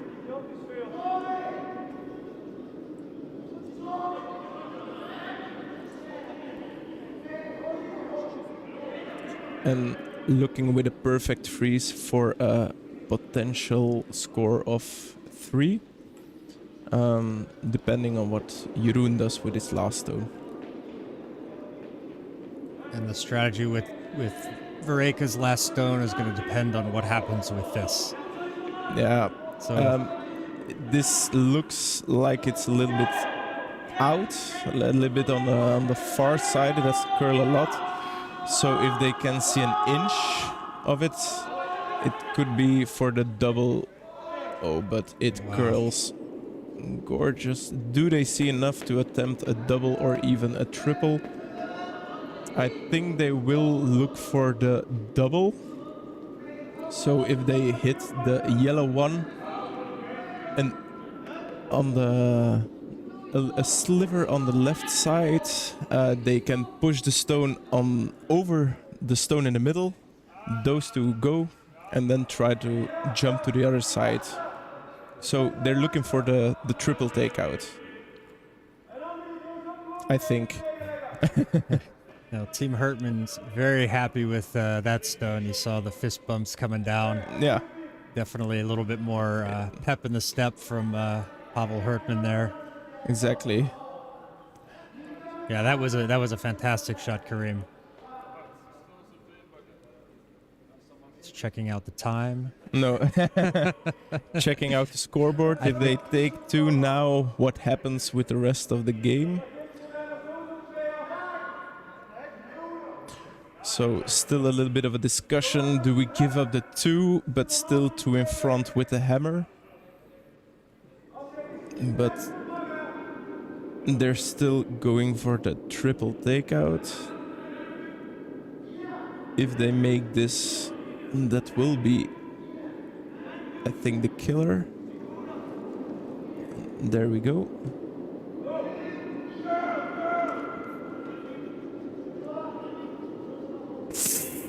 Looks a little bit out, so giving the 3. Giving up 3, wow. There's a bold move, but... A bold move, but for Team Verreycken, bold move for Hertman, but it paid off in the end. Yeah. Very well played. Big steal of 3 for Team Hertman to get right back into this match. All right, a little bit of debriefing there, trying to get things settled. Now going in end 7, 1 up with the hammer. So normally that's quite a good situation to be in. Of course, you just gave up an unforced 3. So that's let's see how they bounce back. Yeah, that's definitely going to play on their mind. Yeah, exactly, Kareem. It can be just the one miss or the one shot that doesn't pan out how you want it to. Can change everything. Yep. So you see a timeout called here so the teams can talk with their coaches, I believe. Just between the ends, yeah. Oh, they're allowed. That's Yeah. right. They're allowed to. That's the new thing they're trying out for this tournament. No. It's always that way? Yeah, you can always do that. Oh, it's during the end that they have to call the timeout. Okay. Yeah, exactly. That makes sense. I've not been to a lot of international tournaments, obviously, so some of the nuances escape me. Like if you in Europeans, normally or usually the coach is right with you by the ice, so you can just communicate during the during the different timeout between the ends. Yeah. That's why we drink after the game. Yes.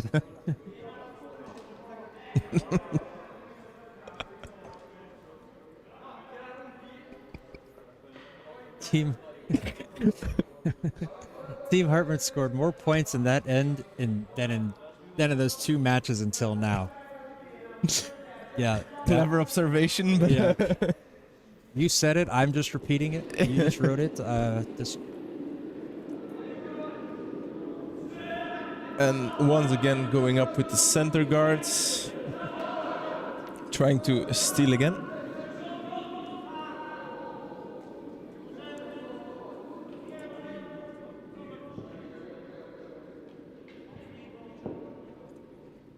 And just barely just not. curls off that center line. So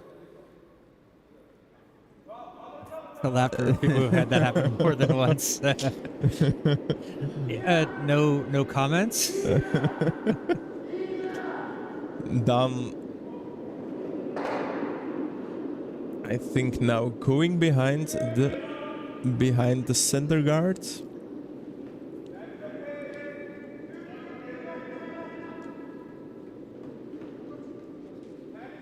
It looks a little bit light, but Jeroen indicated fine. It's going to curl around nicely.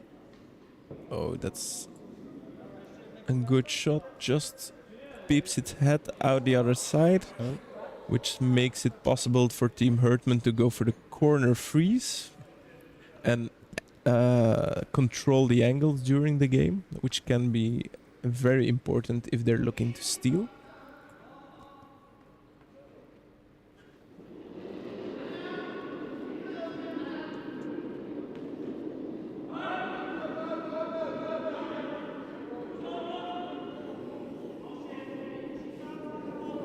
Still has to curl a lot.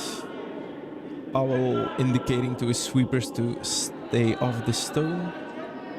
But has to curl, and this looks a little bit heavy. Gets a little bit of rub off. So Timo opting for the hack weight and rolling behind cover.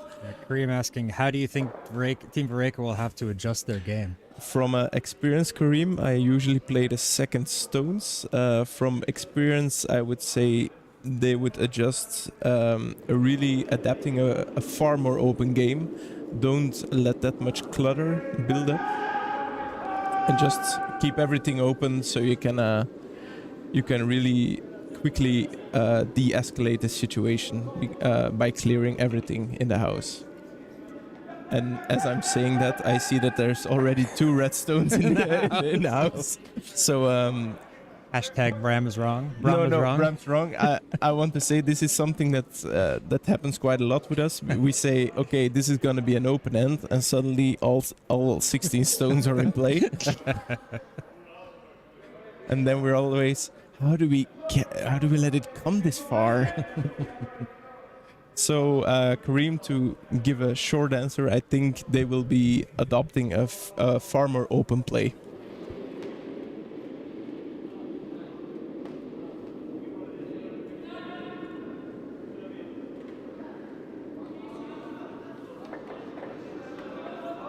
Now they Team Verreycken clearly wouldn't want to give away this end, but if they had to, obviously a steal of 1 might be okay because it would give them the hammer going into the last end. Sorry, I was focusing on 2 things you said. Oh, Sorry. okay. I was saying that, Team Verreycken obviously doesn't want to give up this end, Mhm. but a steal of 1 for Team Hertman wouldn't be the worst thing in the world because it would give them hammer.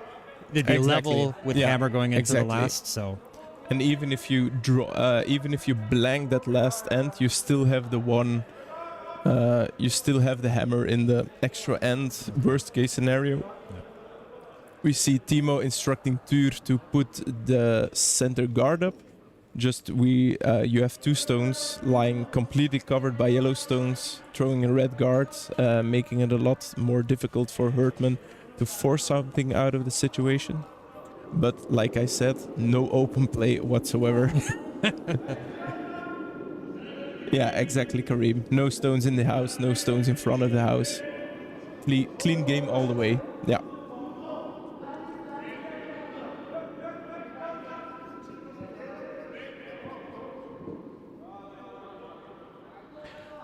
So we see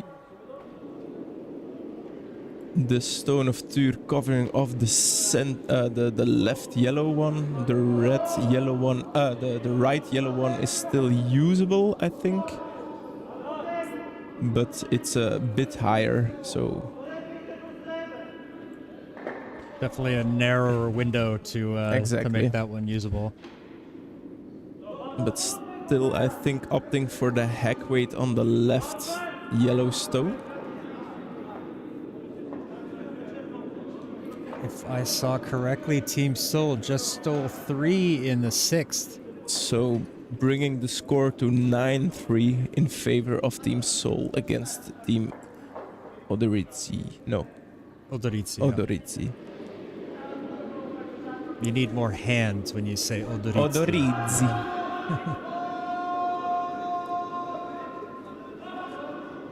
Oh.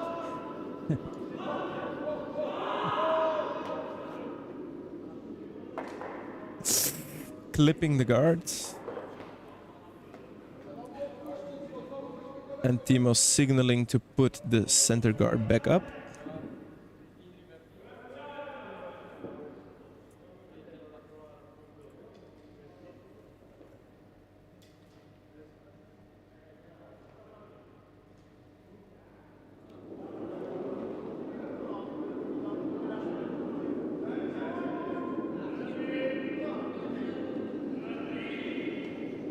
More stone closer to the center than the opponent's closest ones. Yes, that's a very bold strategy. Yeah. That's the back to basics indeed. Yes. Yes. We just outscore the opponent. Yeah. Ooh, running a bit deep. And lining up the stones for Team Hertman. So looking at a double. Tuur getting spoken to quite sternly by Timo Verreycken, so he will not be sleeping well this night. Sebastian Dahl asking, we were gone for 20 minutes. What happened? Well, you're going to have to watch the replay. I think some really strong play from Team Hertman, that for sure, and yeah, a few misses for Team Verreycken, and the situation is completely different now. Yep.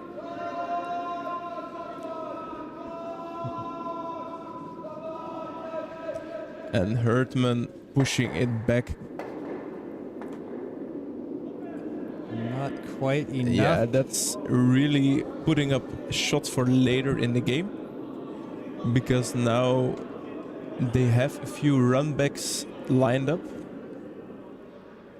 If we trying to make us seasick here. Yeah. If we look at the near, you can see if Hertman piles one on the nose of the center yellow, they can get a double and light 2 in the house. Yeah, correct, Kasim. Not what they wanted, but Kareem, not what they wanted, but still in a good position. Yeah. Looking for a bit of debris, indeed. All those dirty curlers. They just need to wash their shoes.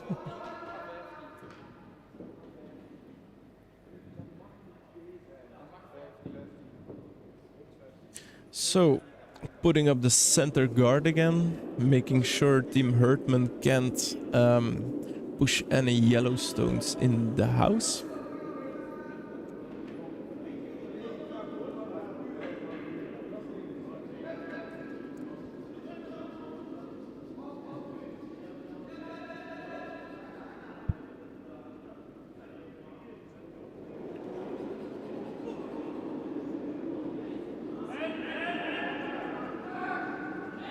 Immediately a call for line. So trying to keep it straight. I want to make sure this one gets over the hog line. Yep. Uh-oh. Uh-oh. Uh-oh. And it stops just shy of the hog line. Oh, no.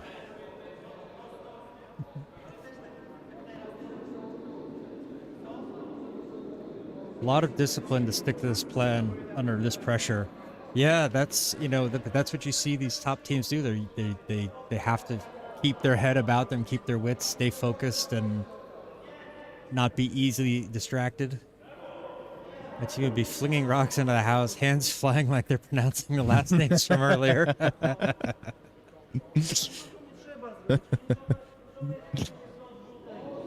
We tend to be a bit more stoic here in Belgium, but yes, the flinging the stones into the house sometimes does happen too. So Team Hertman going for the tummy shot again, trying to push the center yellow guard straight back, making the double takeout and lying 2 shots behind guards. So if this works, this could be an amazing game changer for them.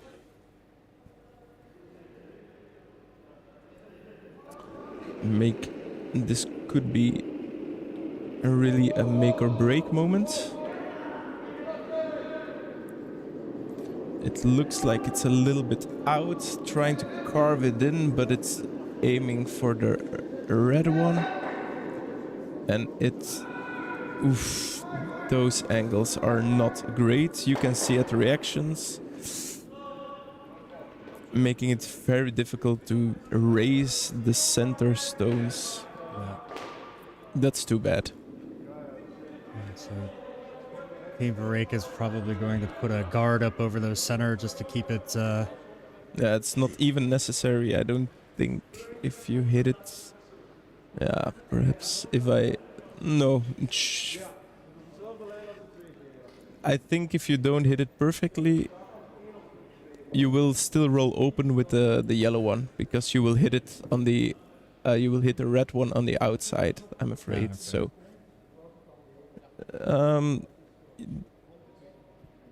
Can we peek at the overhead quickly, Pim? There's a little bit of a gap. yeah, but that's almost negligible.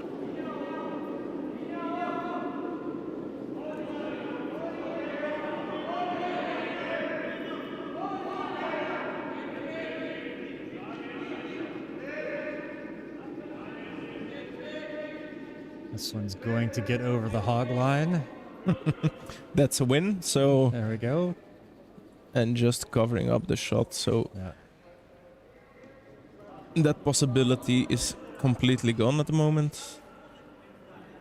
So I think defensive, aggressive play, because they're looking to take the 2 at the moment.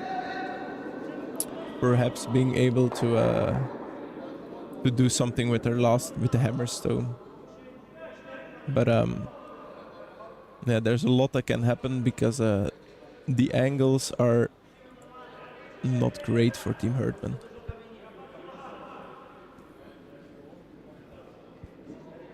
So on sheet B, a little correction, they made 2 stones instead of 3, so that's 8-3 in favor of Team Seoul.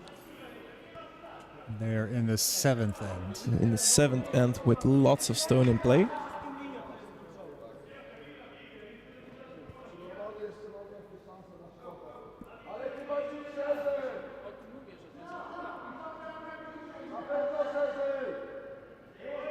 So they will be looking at pushing the red one to the yellows and then try to go for the the red takeout.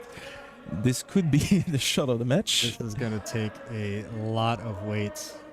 Exactly. Straight away on the Straight sweeping, but it looks fine. Oh, what Wow. a gorgeous shot. Wow. Fantastic. Yeah, that's the shot of the match right now. That's an amazing shot.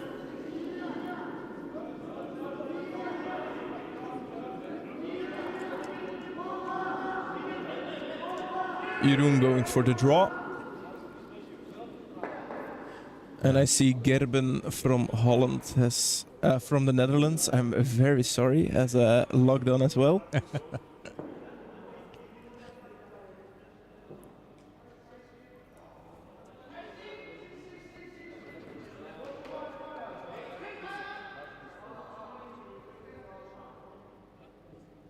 So that's what I said. Try to keep it open. And make sure you don't get in situations like this.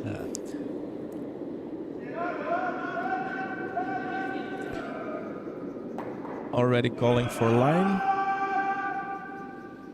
Once it starts to go, is that going to have the weight to get down there? Come on. Keep Gets around sweeping. it, needs to get almost to the Knock, red. knock, knock. Keep going, keep going, keep going. So that's taking one and taking one yellow stone away. That shot alone is going to need a shot after the match. Yeah.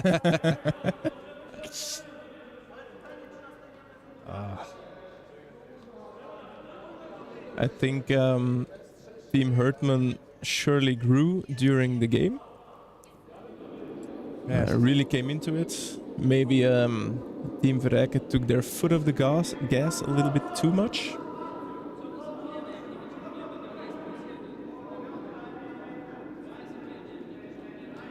Now, how is the situation? So Hertman is lying 1, Verreycken is 2nd, but Yes. sitting in kind of a vulnerable position. Kind of a vulnerable position indeed. Yeah, you can move it out of the way and possibly bring that yellow off on the side of the house to sit 2nd.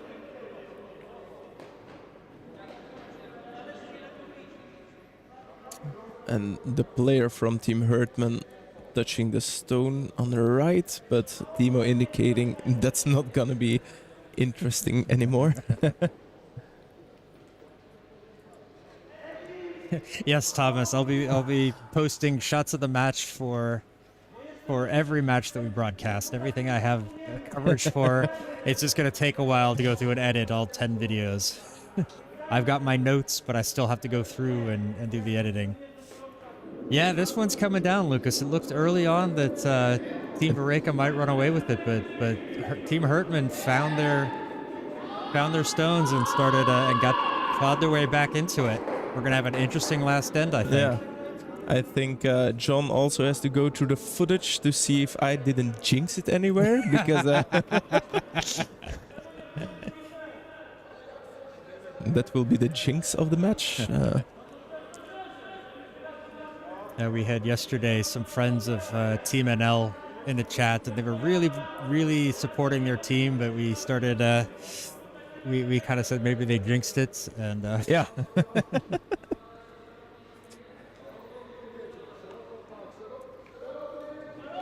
oh yeah, that giving up a steal of multiple points is always tough mentally, especially when it changes the match fundamentally like that. Makes you question your shots and go for higher risk ones when things don't go just perfect. Yeah. Could come into play, of course.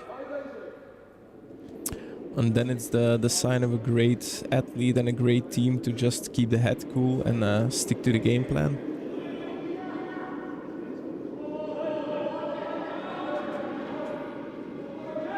It's a bit tough to watch sitting here now. Yeah. The first ends were really cruising by, and now It's always tough to sit by and watch your teammates have a tough match and where you can't do anything. now Team Hertman covering off the red promotion, so they can't give it a little push. At the moment, yellow is still sitting first shot, red second, yellow third, and red fourth. So as is, it would tie up with Verreycken having the hammer in the 8th end. Still, game-wise and scoreboard-wise, a favorable situation. So they would be looking to score at least 2, or maybe give the 1.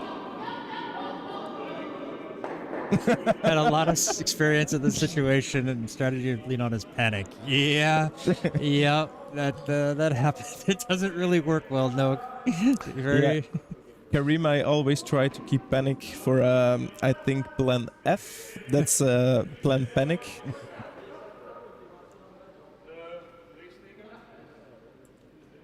So they're trying to race, taking out the yellow, going for the two red stones. If it doesn't work and they give up the 1 yellow stone, I don't think it's the end of the world, because they still have the hammer tied going into the 8. So this is for 2. Immediately on the broom. And it's gone already. Yep.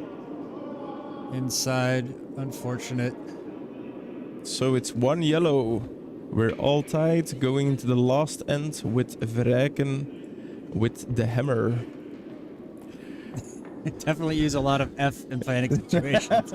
Yes. Oh yeah, you caught that very well.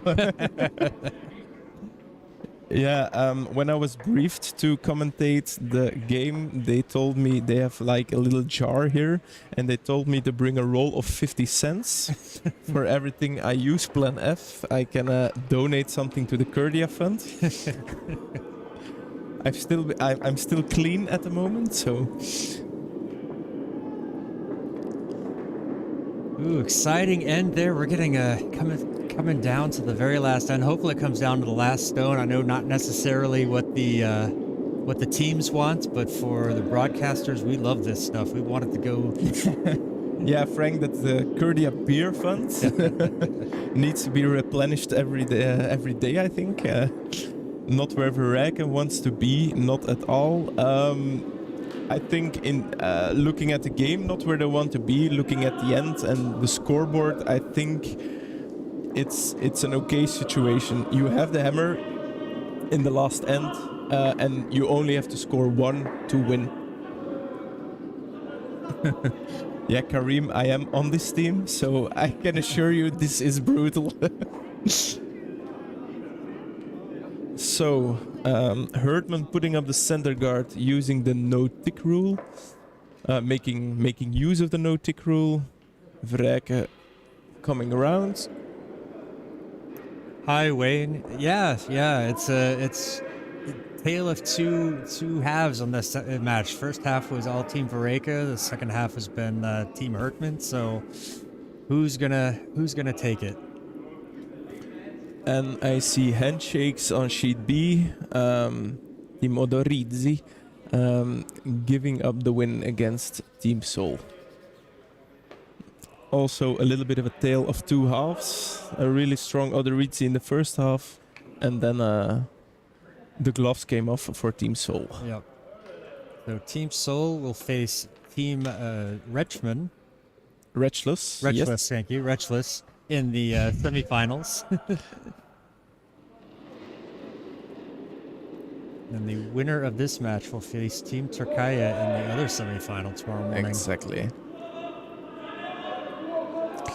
It's a little bit out, and we see the draw of Dan behind the team. Not exactly where they want to be. Team Hertman looking for a guard. And they make it. And that one also touching the center line.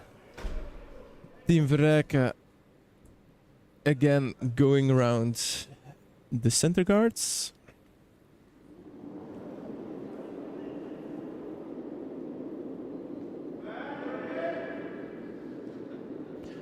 Line's fine, I hear. Maybe a little bit out. Can still use some curling.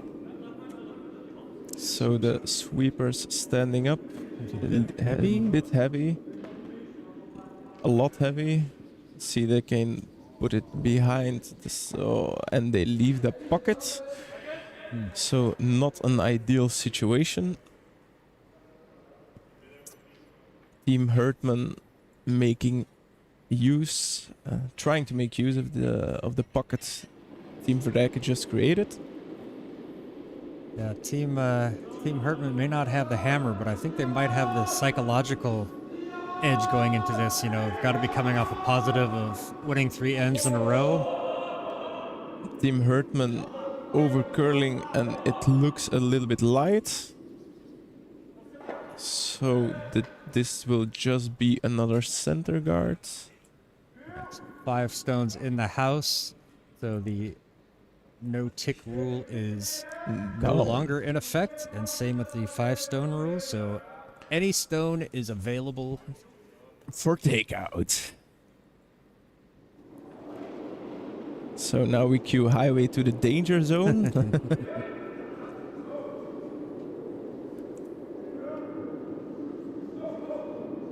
So, a close miss for the double. Red goes out. I think Timo's still going for a clean house now, sticking with the game plan, trying to open it up as much as possible. Yeah, they just need one. They'd like to have an open house. They just need one. They want an open house, so not too much junk in front of the house. Now Team Hertman going for the pocket again.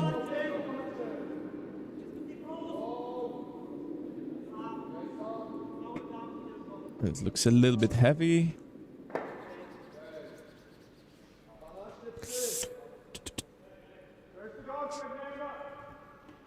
So Team Verreykken's not going to worry about putting something back there. They just want to clean up everything out front as much as they can, as quickly as they can.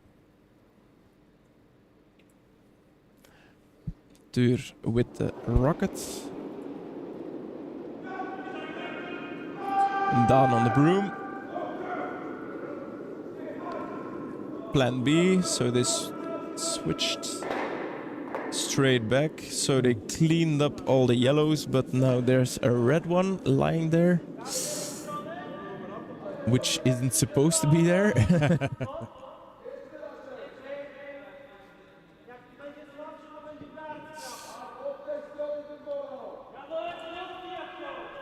Team Hertman looking for the possibility to once again put something in the pocket.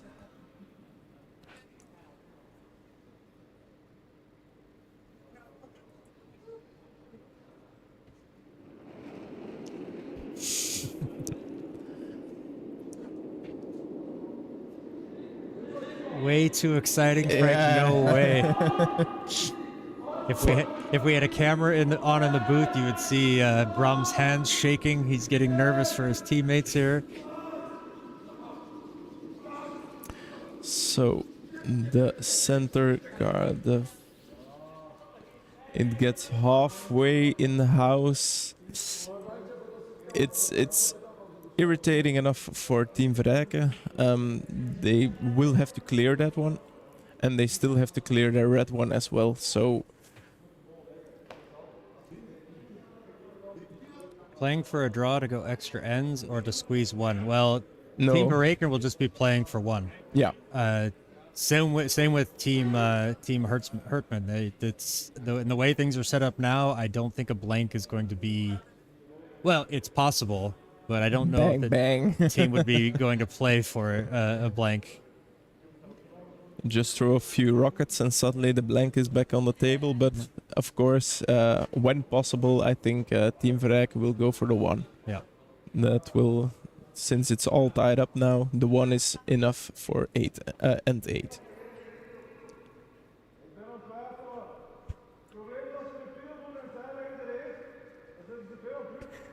Timo looking what the most easy and most effective stone is to make sure they get the 1. Do they open everything up or do they try to get to the pocket themselves? And Timo's also looking like, what happens if we put one there in the middle? Does Team Hertman have an angle to get rid of it with this that yellow one there?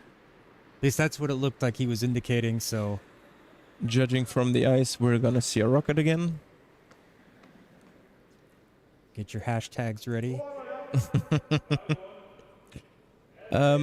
Yeah, perhaps. No. Red is up there. Yeah.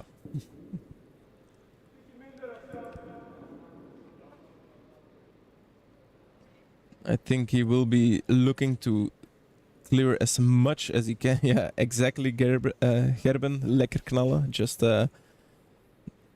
give it a rocket and see what moves.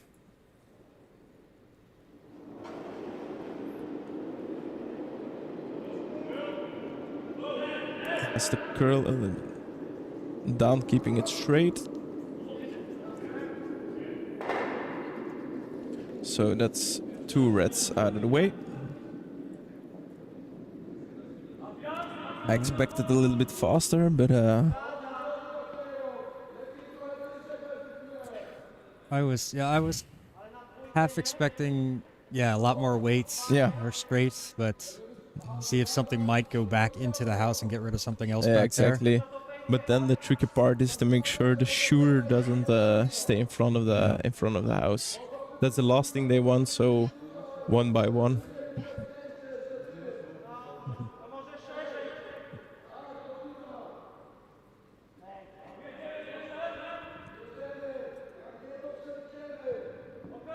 Getting down to the last few stones here at the end. Yeah. Exactly. For him to move a lot more granite, it would need a lot more weight.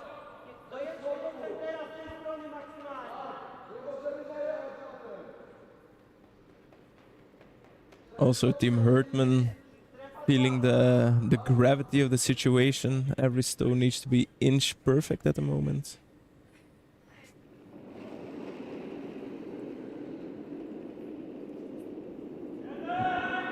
One of the fans here in the canteen covering their eyes. They can't bear to watch.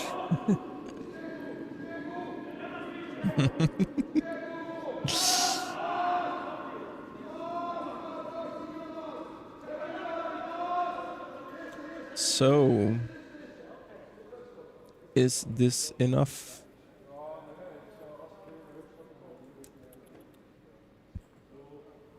I Was think that the intention of that stone? Did they I want think that it there? should have been a lot closer to the center line. I think Team Verreycken will leave it for what it is and clear the yellow one. Maybe take the 2 yellows if possible.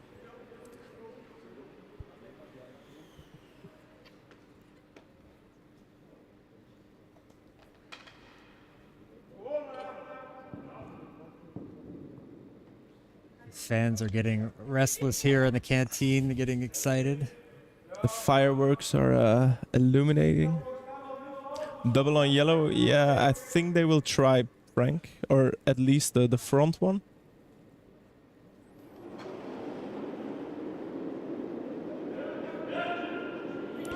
Line call. Line call. Still the line call. So yellow goes. And Hertman trying to replace the guard.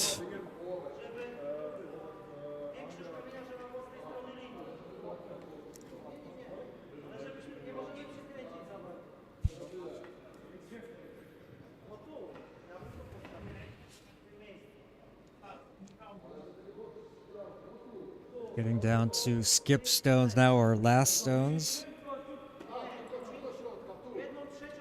The Belgian side of the supporters are getting restless and anxious.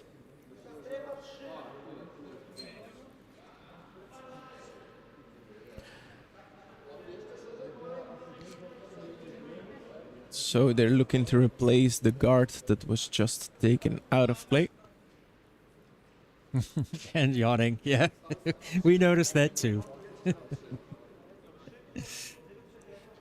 But sometimes it's hard to tell with Myrtha. She's always talking, always got her mouth moving. So maybe she was saying something. Oh, we see a lot of angry looks now. So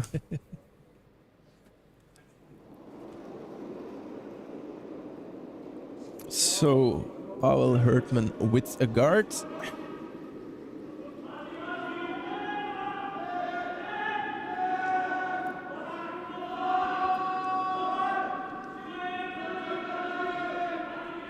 Just over the hog line is sufficient. It's a little bit higher than they intended. So now raises the question, do we take it out or do we just go for the hack weight to take out the yellow?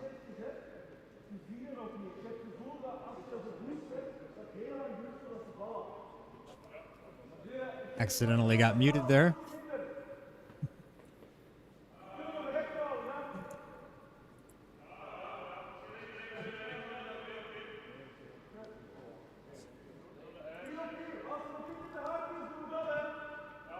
So looking for a draw, maybe a little bit faster.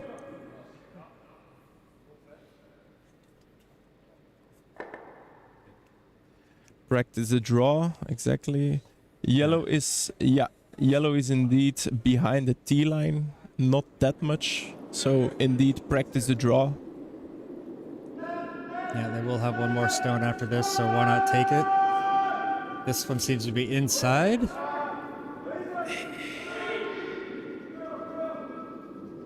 Oh no. So this is a lot worse. Way inside, yeah. indeed. And covering off a few of the angles. So I think you can squeeze a rock through.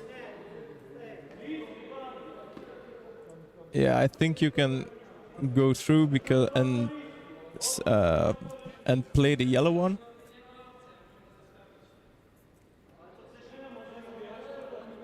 So, Team Hertman now looking what can we cover off, what can we do to make sure they can't make the one.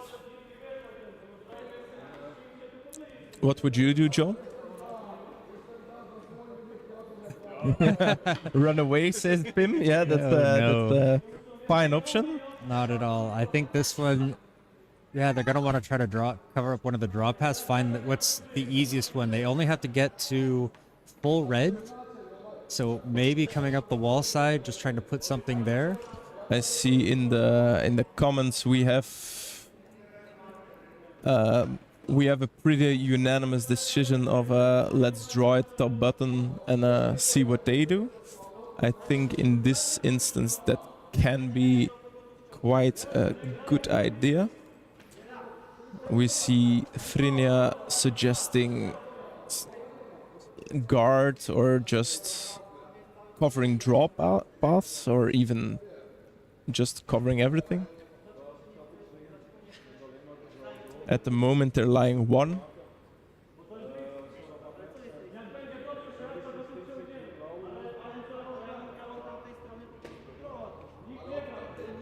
Yeah. Pavel Hertman doesn't seem to be a fan of that draw over that side because he says, well, yeah, then they have that gap coming up the middle. So, yeah, you can't cover every shot. You just kind of have to look at it. So, I think Team Verreycken could try the draw from the other side. So,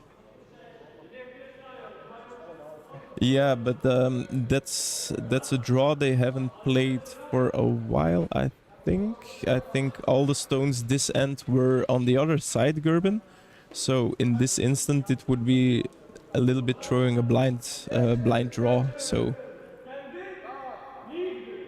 and it has to be pretty perfect because you only have that much of the reds. But yeah, I think if Hertman can force them to do the difficult draw, the two jokesters trying to make light of the situation. So Yeah. so at the end, Hertman just deciding to do the draw themselves. I don't think that's what I would do, but I'm sitting here, so yeah.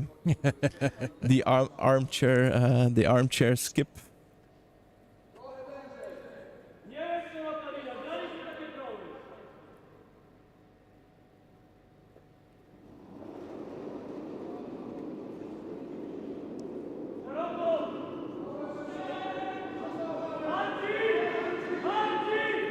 But even light on this side isn't necessarily bad. No, exactly. But then you just leave the peel for Team Verreycken to play. And how does this looks? Looks If wide it's and a not little too bit heavy, that looks amazing. That is pressure to the highest degree. Yeah. Yeah, Karim, this is yeah, you gotta love games that come down to the last shot.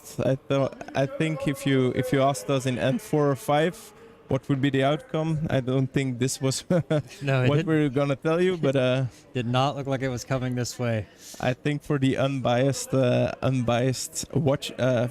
this is a great game. Great game. Yeah, as a broadcaster, I love it. You know, we love the stones when it comes down to this last stone, do or die. For the second of Team Verreycken speaking, yeah, that's something else. That's Yeah.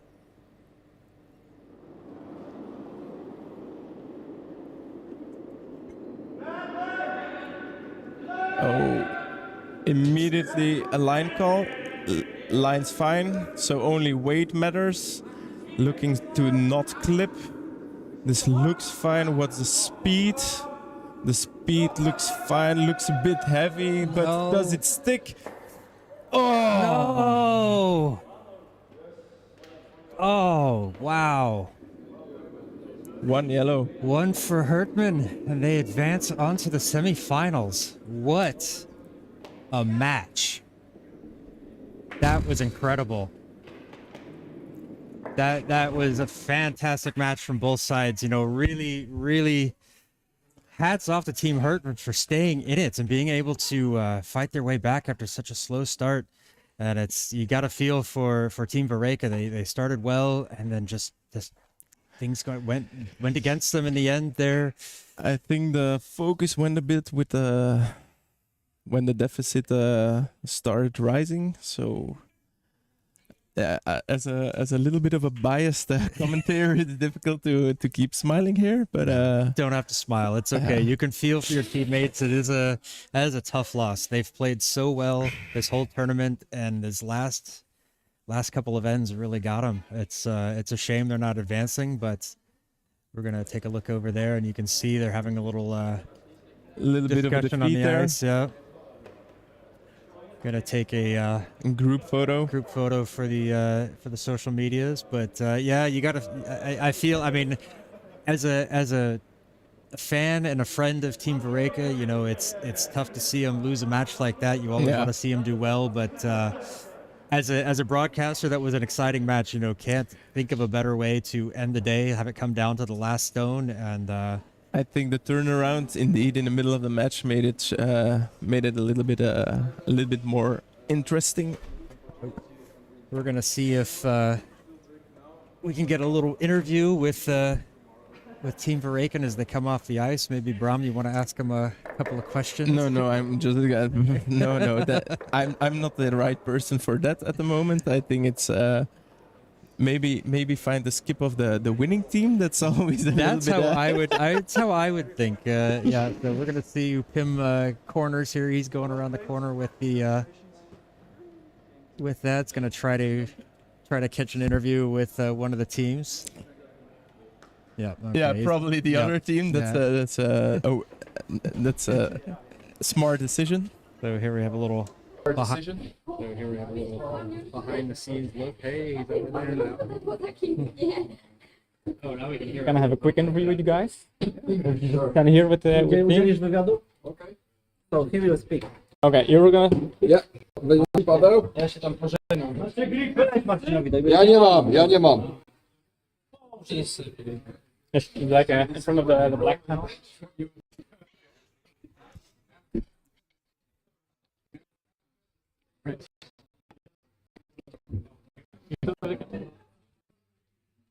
Right. Hop over. So, yeah, congratulations with the win. I mean, it was a fantastic comeback. We saw you guys really fight back in a game. I remember the game against Rechts where you fought back, and now this was even a more aggressive comeback. What's your first take on the game so far? Well, I feel like the key end was that steal for free. Guys from Belgium were playing really well and didn't make any mistakes until these two last zones. Actually, I came back a little bit because my shape in first part of the game was not so good. Didn't perform well, so these two key shots, the guard one and then the draw, was key and that mistake. And we gained the win. Yeah, we know suspense here in the canteen. The last end was very slow, a lot of thinking time. We noticed their fans, Polish fans, waving their flags. Did that help to kind of keep up the atmosphere and keep up the spirits? Yes, definitely. Playing abroad with Polish supporters is always a great thing, especially because we never had an opportunity to play in European, so at least here we had some supporters. Now you move on to the semi-final and you are going to face Team Turkey, the Turkish national team. They have been performing very strong so far. They are the only team that went unbeaten into the semi-finals and beaten a lot of teams very hard, even Korean teams. How do you prepare for that game and what are your expectations? Well, we have no expectations. We remember our first game against them. It wasn't that good, and I think our supporters also remember that. But we just hope to play better. We are better with every game. Kind of came back with the shape, so we are glad that we are performing a little bit slightly better with every game. For the Polish fans at home, maybe the club members or family and friends, do you have any message towards them or? Sure. Dziękujemy, że oglądaliście relację i zapraszamy. Być może jutro jeszcze będzie okazja wygrać finał i dotrzeć do finału. Dzięki, że byliście. All right, thanks again, and congratulations on your win, and good luck with the next game. Thank you very much. Well, Oh, that was sorry about the audio issues there, but we wanted to try to get a little bit of an interview with the winning skip. They played really well-deserved victory, hard-fought victory. I think tale of two halves. Team Verreycken started out strong. Team Hertman able to turn things around with that big 3-end, gave them that psychological boost to go in, and they played fantastic. Took it down to the last stone, just missing out, just a little bit strong on that last one. But what a way to end our second day. We've had two long days of curling, and now we're going into we have the semifinals set up. Let me see if I can find that screen. Here we go. So in the semifinals, this graphic has not been updated, but it is going to be Team Hertman against Team Turkaya, a rematch of an earlier group stage match. And then it's going to be Team Seoul against Team Rechts. So going to be a very, very strong morning of semifinals heading into the finals. We've seen all of these teams play. Everybody here in the semifinals are really tough. And when they put those stones on, they're going to be looking good. So really excited about tomorrow night. There we go. Go back to me. So I am going to end it there. We're going to say goodnight. It's been a long day for us. I want to get home, get some sleep, be fresh and ready for tomorrow. So thank you everybody who joined in. I want to thank Bram van Looy from Team Verreycken for joining us tonight. He went to go join his team and have a little post-match debrief. So the semis start tomorrow at 9:30 a.m. Belgium time, and the finals will be at 1 p.m. So both semifinals will take place right away. I believe we are going to have Team Turkey versus Team Turkaya versus Team Hertman on the broadcast. I'll have to check that to make sure tomorrow. But we'll keep you guys up to date on everything. So thanks again, everybody. Thank you, everybody who joined us on Kurdia TV, everybody who joined us on the WCT channel. Loved having you here. Really appreciate the support. And don't forget to follow us on our socials. Pim usually does that, so I'm just going to like wave at it. And until next time, I'm going to say goodbye. Goodbye.